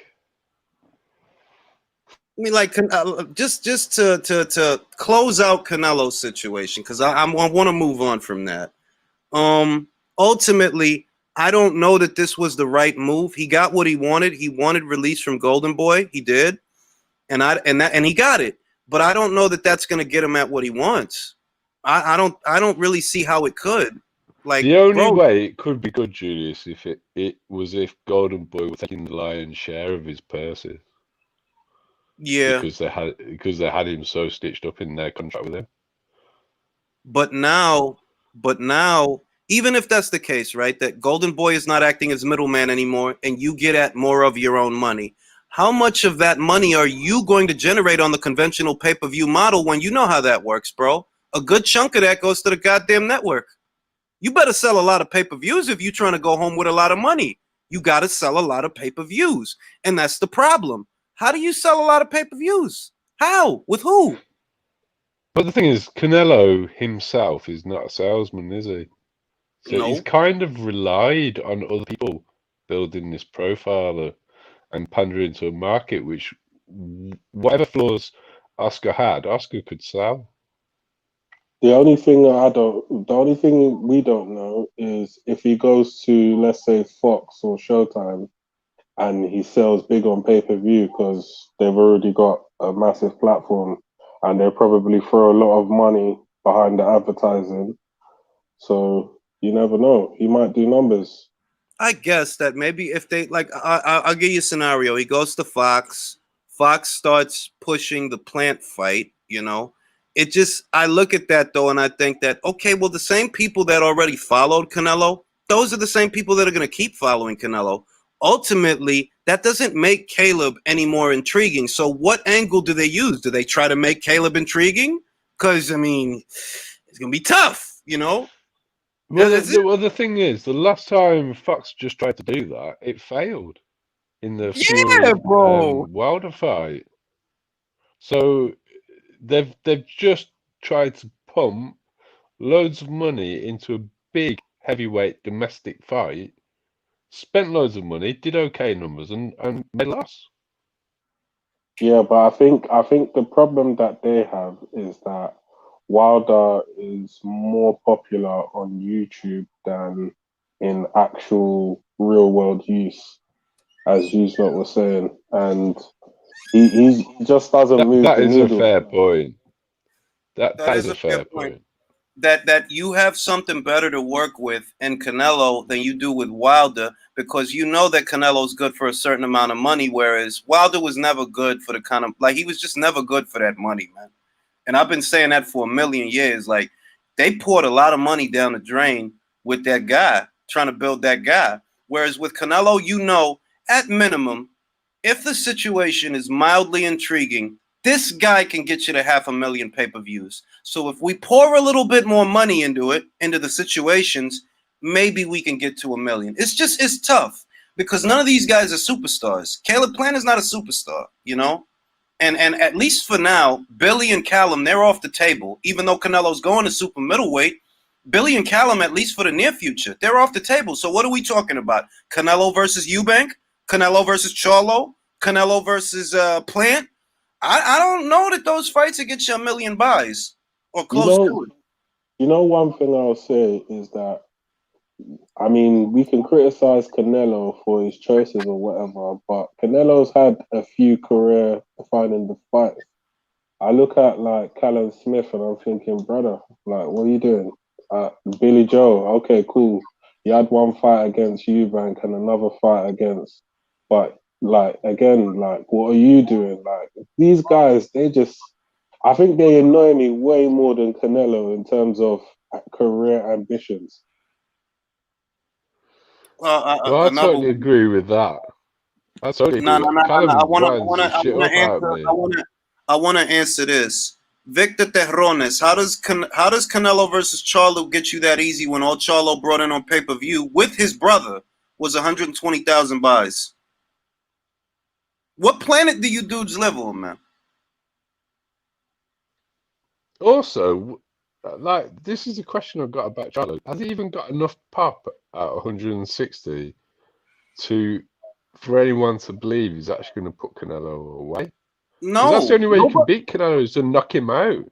Bro, this is the same thing that happens with every Canelo fight. In the beginning, it seems intriguing, and then you realize that, like, yo, the guy has to hit him with a chair to win. He has to hit him with a chair. There's no two ways about it. He couldn't, like, and I'm not knocking Canelo. I'm not knocking him, but he couldn't drop he couldn't drop Sergey. Jacobs dropped Sergey. Golovkin dropped Sergey, right? That communicates to me that, yeah, you're a good boxer, no doubt about it, but you don't have enough pop to get Canelo's respect. Nah. At 160, hasn't he only... Julius, at 160, hasn't he only knocked out blown up 154 pounders? Well, he knocked out... I'll give him credit. He took out Highland, but he was only on one leg. He took out Centennial. Centennial was a full-fledged middleweight. He was, but an unheralded full-fledged middleweight. That's like Golovkin knocking out Steve Rose. It's like, you did that, but like that don't mean a lot. Yeah. And who else? He couldn't put away Brandon Adams, and that's fucked up because Brandon spent most of his career at junior middleweight, and he couldn't put that guy away. So, And Like if he fights, this power that you allegedly have seems vastly overblown to me. And they were talking about going to 168. see, this is all right. Now let me address Victor again. All right, Victor, I just told you something factual, and you just repeating yourself. Both the Charlo brothers only brought in 120,000 pay-per-view buys, right? That just happened. What makes you think that either one of them gets Canelo to 1 million? You just saying like the same cliched arguments that, oh, if you put this guy with that shit don't mean nothing right now, bro. They just put them on pay-per-view and they didn't sell nothing. They literally just put them on pay-per-view and they didn't sell nothing. In fact, when was the last time they had? When was the last time any of those networks had 1 million pay-per-view buys? Exactly. That's my point. That these cats be living like in a bubble to where it's still 2005 or something. Like, bro, cats is not going to unless you have a bona fide super fight like Golovkin versus Canelo was. You're not hitting 1 million, bro. You're not. In some ways, Wilder versus Fury 2 was a super fight. In some ways, yeah, it was. Did it hit 1 million? No. And those were heavyweights. That's the glamour weight, the granddaddy of all weight classes. They didn't hit 1 million. But you telling me that Canelo and Charlo do 1 million? I would say at best what it does, maybe 600,000? Maybe. Because I can tell you right now that Jermall Charlo doesn't have the fan base that Amir Khan has. He doesn't. And that is a cold, hard truth. That's a cold, hard truth. I could tell you that Jermall Charlo doesn't have the fan base that Murata has. In no way, shape, or form. He doesn't. He simply doesn't. That's why I stressed that what should have been the next phase for Canelo Alvarez's career was not focusing on the U.S. market and what you've already been doing, but expansion. Go global. Get up with Eddie Hearn. Make a Murata fight in Japan. That would have got you monstrous money. Monstrous money. Do you think, yeah, because boxing is like really mainstream, regional in terms of the world, right? Do you think that's why the bigger fights don't get, they long them out before they actually make them? Because if the whole world was looking at boxing as big as, like, let's say football and basketball and all these other sports, right? Then the demand for the bigger fights, they would get louder and louder every time you fight a random guy. Well, I'll say this.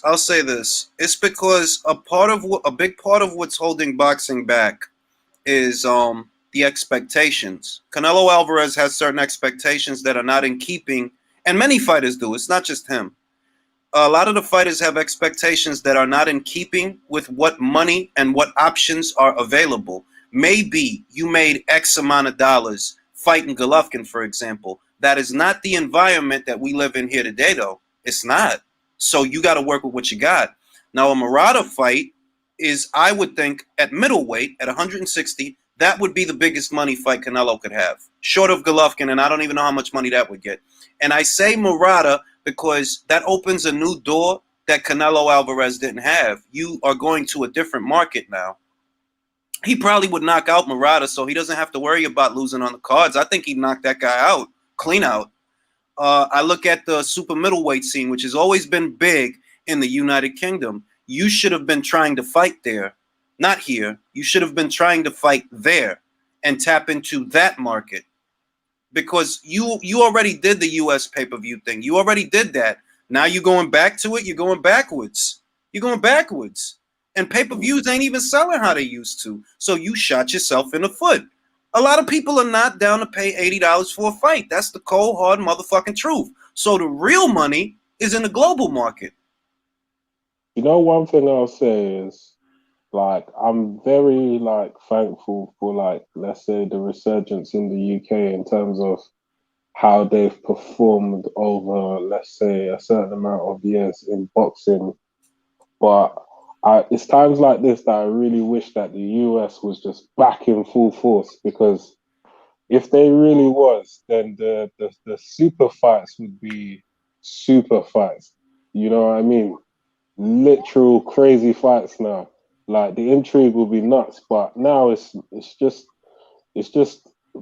down to the sort of hardcores that just we're keeping the sport alive, if that makes any sense. No, we But are because Billy Joe Saunders should be chomping at the bit to fight Callum Smith, and he's not. And it should be the same in reverse, and it's not. And that goes back to what I just said about the expectations that fighters have and how, dog, it's not about what you expect, it's about what's actually out there. The best fight that Billy could have now is Callum Smith. So are you going to start calling him out? Are you going to get people excited about that fight? Because that's what needs to happen. Otherwise, you might as well retire, bro. You might as well. But that goes for both of them, Julius. That's as much on Callum as it is on Billy. Yeah. I'm not hearing anything from either of them. It's like, what do you two actually think you're going to do? Both got world titles. It's a domestic clash. It's overripe. We wanted to see this fight years ago, not now. I would say, look, now what's going on? Billy has a title at 168. Callum has a title at 168. Now is the perfect time for them to start the promotion for that fight. Why? Because neither one of you are going to get Canelo anytime in the near future, if at all. But what you can do... They both ruled themselves out of bloody Canelo. Exactly. Well, Callum ruled himself out. So what else were they ever going to do? Callum took himself out, then he put himself back in. Billy did the same fucking thing. He took himself out, then he put himself back in. Ultimately, what I'm saying is, neither one of them have been a part of a big super fight. They haven't. The George Groves fight was a good fight, but it wasn't a super fight. Billy, forget about it. Billy has a good resume with no super fights on it. It's only good because it aged well. You know, that he beat John Ryder, that he beat Chris Eubank Jr., that he beat Andy Lee, that he beat Lemieux. It aged well. He has more names on his resume than Demetrius Andre, you know? Like, he has more names than that guy. He has more names than Callum Smith on his resume. So, it's not that he never fought anybody. But... no, finish. Go finish. But here today, if you do, that's the only super fight for you. Callum Smith. And for Callum, the only super fight for him is Billy. That's it. So are y'all gonna make that fight? Or because if you're not gonna push for it, then retire. Retire. Yeah, I was gonna say go on. I was gonna say Eddie Hearn was pushing this UFC style of boxing, right? And I think in a boxer sense, they will probably make a lot less in terms of their earning potential. But then in terms of the actual fights itself, we will probably get super fights more often because the aim is always to move the needle, if that makes any sense. See, I just don't agree with that. I think for most fighters, if they actually took the risks, their earning potential would go up. Yeah. If you look at Derek Chisora is the best example of this. Like, Derek's went such a long time ago, but people want to watch him fight because they know he's going to put it all on the line. He just made $4 million. Numbers. Bro. Yeah. Derek does good numbers because people like the fact that he's going to go in there and give his all. That's what people want to see. They don't want to see some safety first, protect the O, handpick the opponent every single time. And it's protecting the O that's creating all this. The whole thing, all of these issues. They're sapping the excitement from boxing because, and you know, Canelo's technically not protecting his O because he is beaten, but it is safety first. It is. No, like a lot of the guys, and I don't like saying this loosely because it's a dangerous sport no matter how you slice it.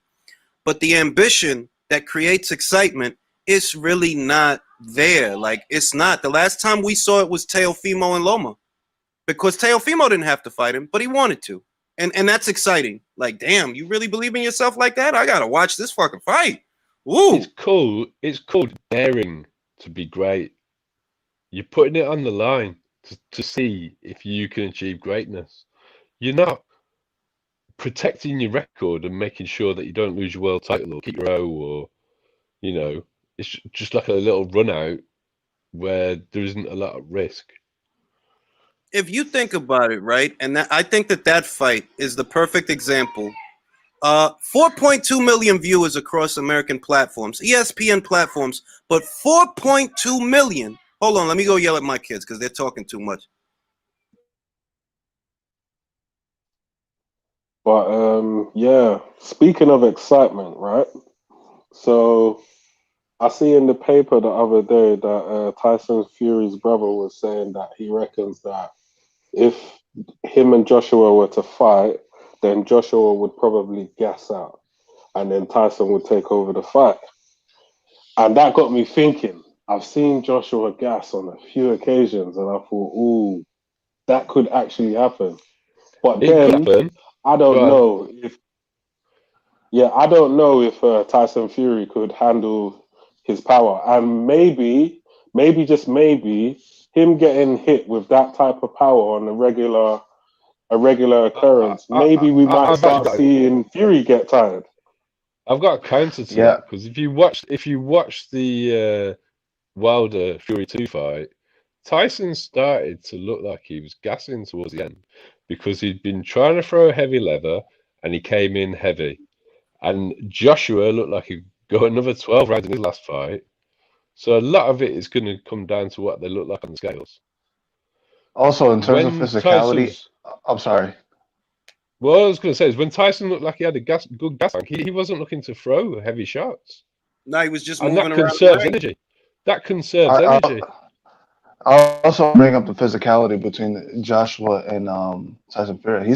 Tyson's not going to be able to do the thing, those bully tactics, what he did with Wilder against Joshua. Because if you look at Joshua, he's a mountain of muscle. It's more than that. It's more than that. If you watch the Klitschko Joshua fight, Vlad tried to hold AJ once, and there's a reason he didn't try and do it again. And I'm telling you now that Vlad is better in the clinches than Tyson is. Yeah. Well, I mean, anybody like the stuff that Fury and I firmly believe that when Joshua and Fury fight, Fury's gonna fight Joshua how he fought Klitschko. That's what I think he's gonna do. He knows better than to come forward on it. Go ahead and come forward on him so you could eat that right uppercut. Go ahead, do it. Do it. But there's going to be a big difference there. Is AJ going to be gun shy like Klitschko was? No. I'm telling you, because if you watch the last 2 rounds of that fight, Vlad was having success, and there's a reason that Vlad wanted that rematch. Listen to me. That Pulev fight is going to be AJ's return to being a knockout artist. And no, I don't think he's going to be. I don't think he's going to be gun shy henceforth. He fought Andy Ruiz that way because the focus was getting the belts back and getting back in the winner's bracket. That's the smartest way you could have played it. Yeah, you could have went out there and made a statement. Maybe your body was up for it. But in that situation, what's that old proverb they always say? Win ugly today and focus on some shit tomorrow. Whatever. He did what he had to do to get back in the winner's bracket. He did what he had to do to get back in the winner's bracket. But I'm fairly confident he is gonna beat the shit out of Kubrat Pulev. I'm fairly confident about that. And I don't think he's going to be confident. I'm totally confident he's going to do that. Yeah, I don't think there's many people that aren't. Let's be honest. Pulev's not in his prime anymore. And well, why do you think I'm confident, John? Why do you think I'm confident? Yeah. But even in his prime, I was going to go on to say I don't think it would have been an easy night for Kubrat anyway. I think or at least the reason that I go with Joshua to beat Fury is because I'm expecting Fury to fight Joshua the way that he fought Klitschko, except I don't think Joshua's going to be afraid to let the right hand go. I don't think. What's funny? You're expecting that he's going to try and do the Klitschko thing on Joshua, but what if he does what he did to Wilder? Then he gets knocked out. Yeah, that will be intriguing. He was doing that. I don't think it will be, because I think Wilder was fragile and protected for a reason. And he outweighed Wilder by 40 pounds. Yeah. if you actually watch the punches Tyson threw at Wilder, he's not turning his shots over properly. He's not generating torque. I'm not convinced they were heavy. That's heavy shots. Okay, it's a 227-pound man walking forward, and to a lot of heavyweights that would be a problem. But Joshua's one of the bigger ones. It's not going to be the same dynamic at all. He might weigh. The only thing, at least a pitfall that I see for Joshua, I think that it's a pitfall. I think he's going to come in at, what was the heaviest he ever weighed? 254? Hasn't he gone in at? I think that's the It's heaviest. like nearly 19 stone. Wasn't he nearly It was 260? like 18 and a half, I think it was. It's the Vlad fight, wasn't it? Wasn't it the He was Vlad fight? massive. He was massive for the Vlad fight, right? And I think that's how he's going to approach the Fury fight, that in all likelihood, this guy, maybe he tries to push me around and he psychs him out. And Fury's not going to look to bang with Joshua. So Joshua has to bank on being fit. Don't put on too much weight. Don't put on too much muscle, because this guy's not going to do to you what he did to Wilder. You know what I mean? He's not. The only thing about that is, I think AJ's learned that he was getting his diet wrong. If you actually listen to interviews after the Vlad fight and the Takam fight, he said it was the first time he'd gone 3 months without a fight, and he'd been having beers and stuff like that. And when you're that big, you can put a lot of weight on very quickly. So I'd be interested, because I'm hoping he's learned that actually he's better off at 240. He's probably just as strong at that weight anyway. Yeah. I mean, after a while, that much muscle ain't gonna do nothing but slow you down anyway. You know, you want to be strong enough that Fury can't overpower you. It's just that Fury's not gonna try to overpower you, bro. Not you. With Wilder's skinny ass, yeah, he wanted to run him over. He wanted to mow him down. But I don't expect Fury to be that guy moving forward. Nah, man. The thing is, he tried to stick it on Ottawa Lean, and then he tried to stick it on Wilder. So who knows what tactics he's going to come out with if he fights AJ. But the thing that I've got with it says is that Fury is going to make him quit. He's going to quit on him, like we've seen it with. All right, bro. We already know who you. All right, I'm not. There's no need to go into that. If you actually watch what Fury was throwing, I'm not convinced Fury's punches were that hard against Wilder, simply because of the technique. Bro, watch the technique was horrible. Watch the fight. Fury's punches, the cleanest punch that Fury landed the entire fight was that belt line shot that dropped Wilder. That was the cleanest punch he landed.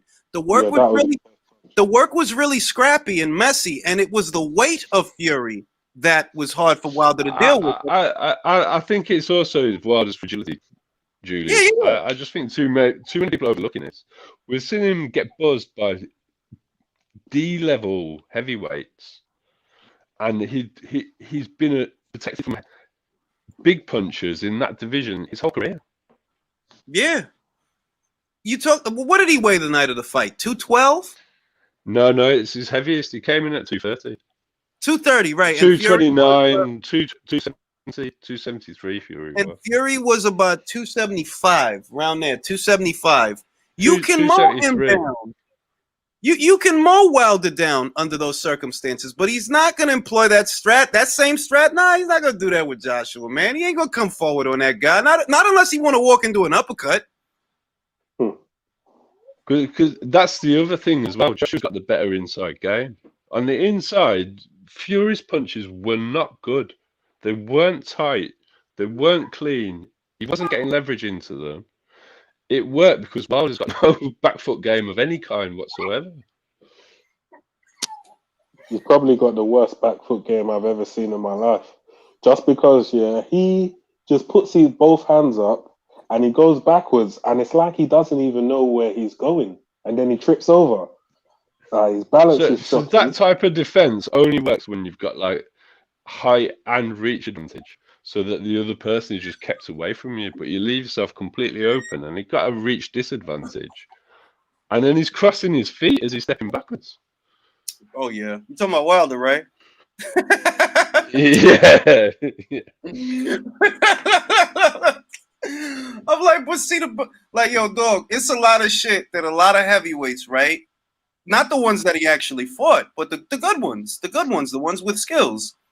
It's a lot of shit that they could have done to Wilder because of his deficiencies.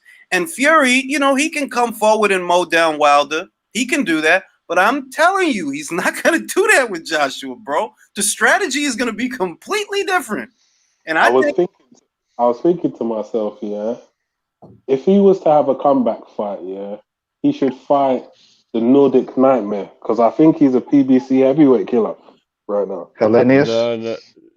Yeah. The guy's got a bit of power. Just to get this straight. South London. What's the reason that you want Wilder to fight Hellenius? Just because, yeah, I'm just convinced that he's shit. That's why. And I'm just thinking to myself, yeah, I'm just convinced that he's shit. Okay. And I just think to myself, he wouldn't even beat him. Yeah, but Hellenius is 1-1 with PBC fighters, so we can't bank on him beating Wilder. Hold on. There's more than first, that. Let me address this super chat. Shout out to Boxing Wave. I appreciate it. Just catching up, but I think Canelo and the other top middleweight should definitely fight Murata. Yeah. I agree with that. Appreciate you, Boxing Wave. Now to South London's point. I think Wilder knocks out Hellenius. I do think he knocks him out. I think the best fight for Wilder to prepare himself, honestly, face a southpaw, face Charles Martin. Not only does fighting him allow you to prepare for a southpaw, right? You know, Fury's a southpaw. If you want to fight him for a third time, right? But you're not going to right now. You need to prepare.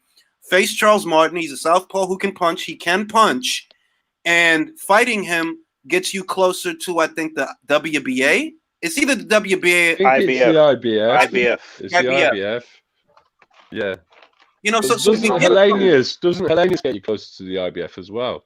Because didn't he get? No, Hellenius isn't in the rankings. He's got the WBA. WBA gold. Is it WBA? Yeah. All right. Sorry. So I mean, and not for nothing, if Wilder versus Martin came on Showtime, right, or Fox, if that can, I'd watch it. I'm not paying for a pay-per-view though. I'll tell you that right fucking now. Don't even think about it.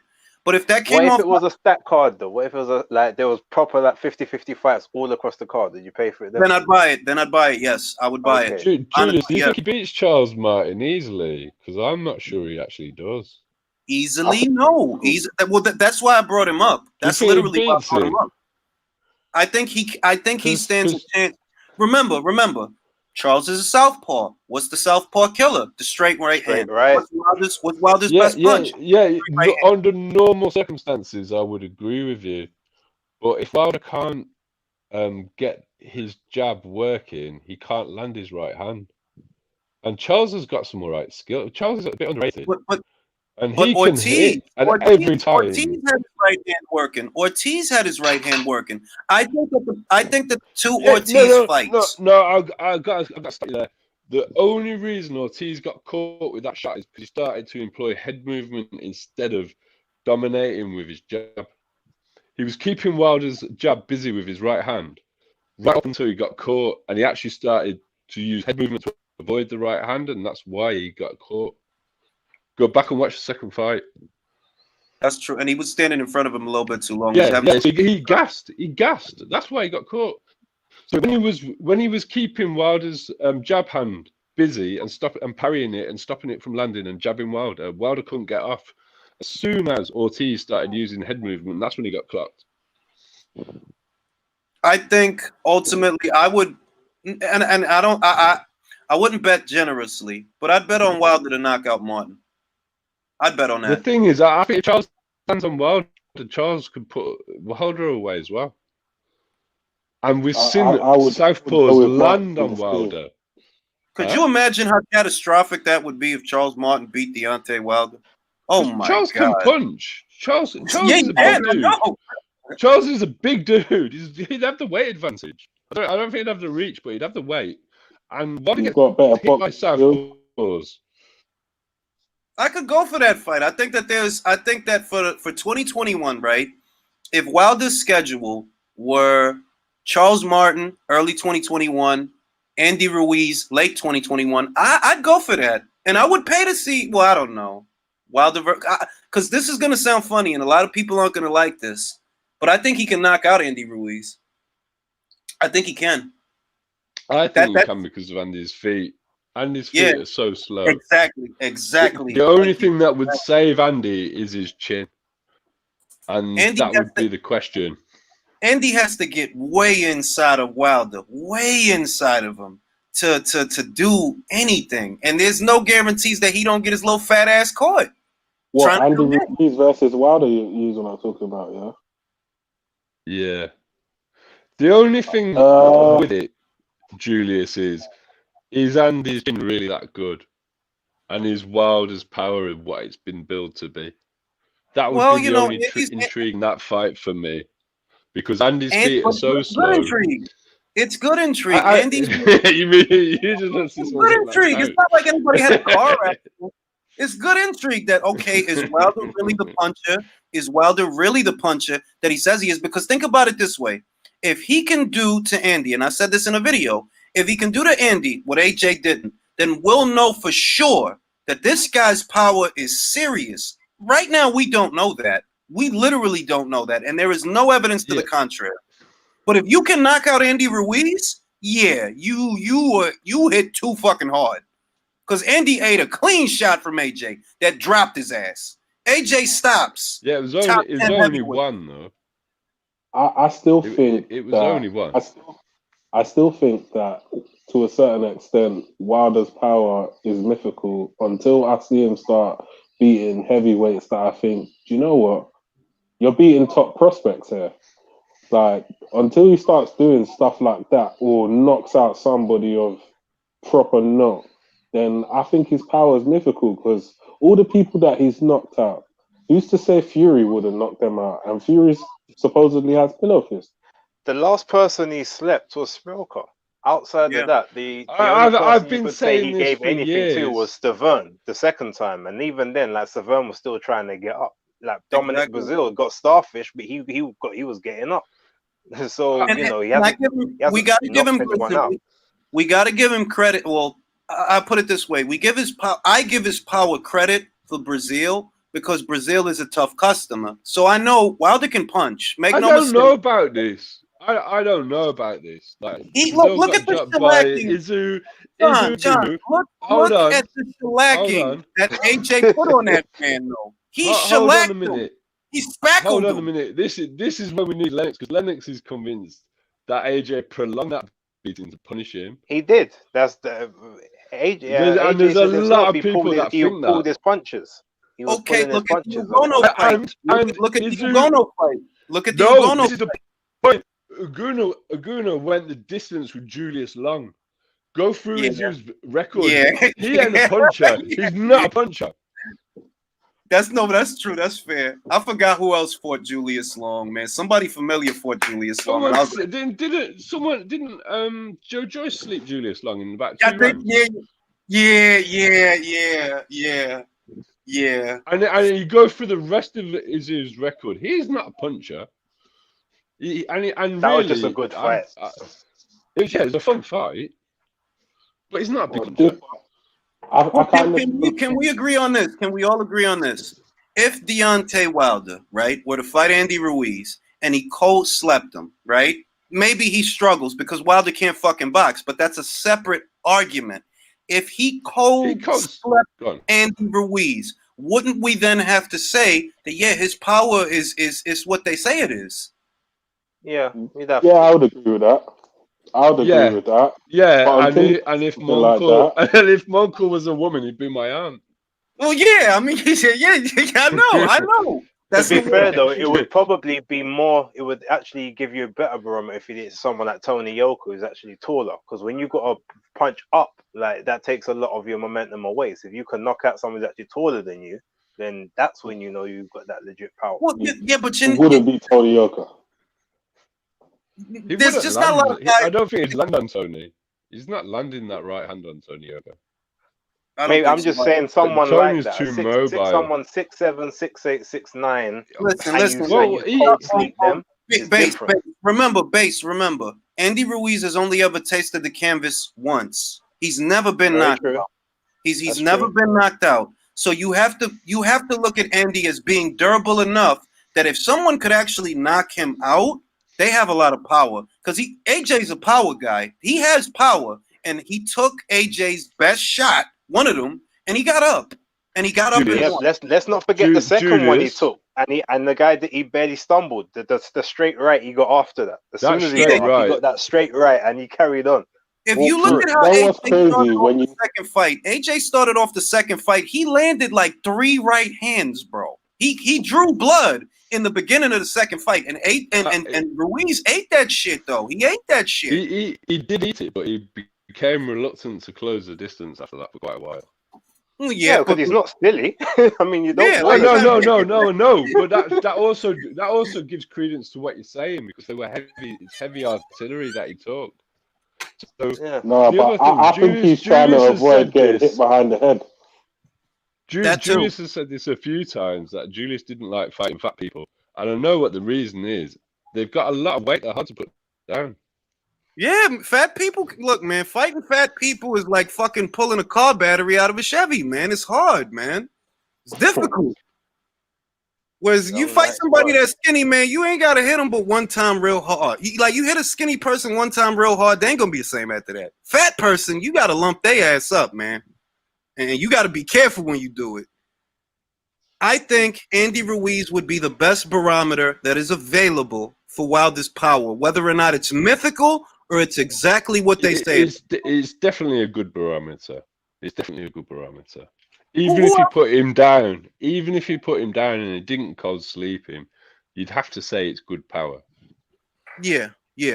So I think. Don't get me wrong. I think he's got good power, but you see the way they've built it, like his power's so far away from AJ. You see, I don't even think it's that good.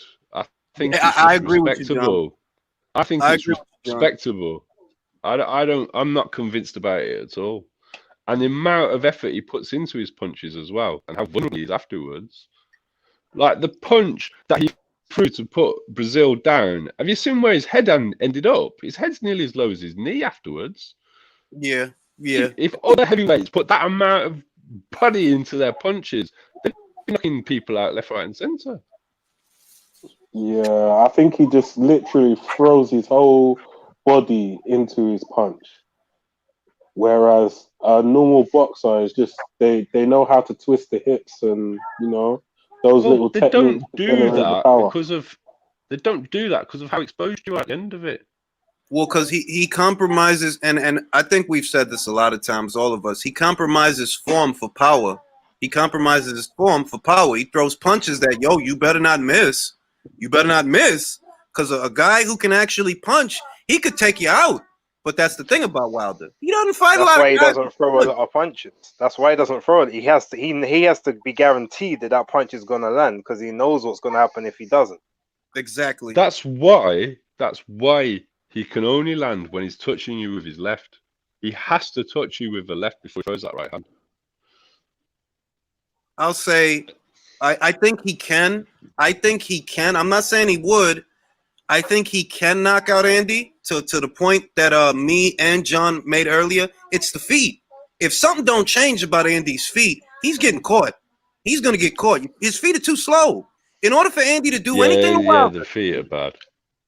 In order for him to do anything to Wilder, he literally has to be right up on him. Before you get there, your feet have got to get you there. And Andy ain't got the feet for that shit. His feet aren't fast as his hands. Andy just needs to learn how to cut off the ring. He doesn't cut the ring off properly. And for somebody with his type of hand speed, if he just learns how to cut off the ring, a lot of people will be in trouble. Does he, though? Does he? I'd like to see him getting better at parrying shots as well as a way in. He doesn't do it enough. Well, that would be enough for Wilder. If you parry Wilder's jab on the way in, Wilder's not going to move backwards. So you actually stand a chance, even at Andy's speed, to get inside. But you're not going to do it with head movement. You're not doing it with head movement. If I'm Golden Boy Promotions, I get on the phone and I try to sign Andy Ruiz because they need something, man. You got Oscar De La Hoya coming out of retirement to fight Chino Maidana. That's just ridiculous. That's ridiculous. They need to sign Andy Ruiz. Yo, Julius, I heard you brought up Edgar Berlanga's name earlier. Yeah. I was just wondering, is it possible for Jaime Munguia to move up to 168 and fight him? He's not ready. I mean, Jaime's not put together enough for somebody like Berlanga. You saw the fucking the Toriano Johnson Toriano fight. John. Yeah, he took a few blows, but you know, yeah, Toriano that was power getting off, man. bro. Toriano was getting off, and that's a 36-year-old middleweight. Imagine a young, strong, big Berlanga. Like, nah, bro. I mean, they can have a fight. I'm gonna watch it. But yeah, that would be nuclear war, dude. Yeah. That's why I brought it up. They can have a fight. Like, shit, I'm gonna watch it, but I don't like Jaime's chances. I'll tell you that hot shit.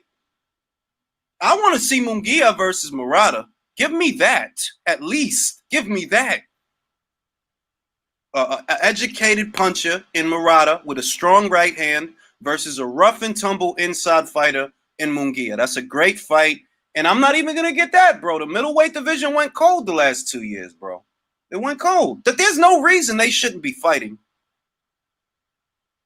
So if 2021, because obviously we're at the back end of this year going towards it, if the 2021 is going to be a big year for boxing, who's the names that we're most looking forward to seeing? Joshua Fury, whatever Teofimo does next and how that affects the lightweight division, but mainly Joshua Fury. Yeah, that's true. Joshua Fury, and the welterweight division is winding down. You understand? That Errol can't, like, let's say Errol beats Danny, right? He beats Danny. At minimum, he might have 2 fights in 2021. Maybe Ugas gets elevated to full WBA champion. That's a possibility because Manny has a mandatory due. There's a deadline in play. He's got to do something. Maybe Spence fights Ugas. It's not a bad fight. Honestly, it's not a bad fight. But the welterweight division is winding down. You running out of corners, bro. You running out of corners to go to. You have one alternative to Crawford, and that is Ugas. And that's if Ugas is elevated to full champion, which could happen. It could happen. Yeah, that would be a big fight. But I think Joshua and Fury, I think they're going to have 2 fights. I don't know if it's going to be in the same year. Hold on. Let me address Perez. Who has Jaime fought, bro? The biggest name on his resume is a very small Saddam Ali.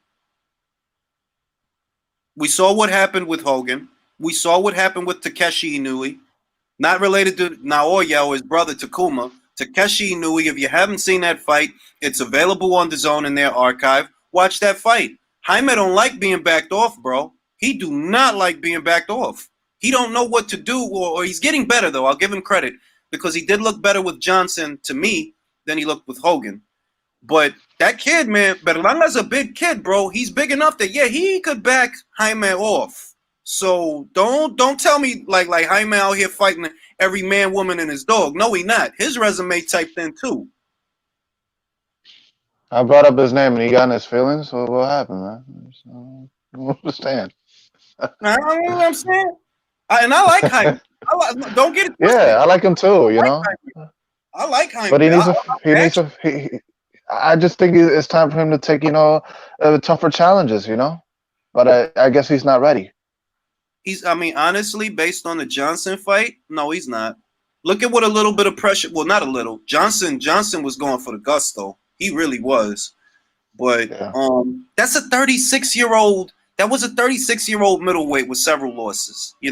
That's what a 36-year-old could do to him. What could Berlanga do to him? What could he do to him? Starch him.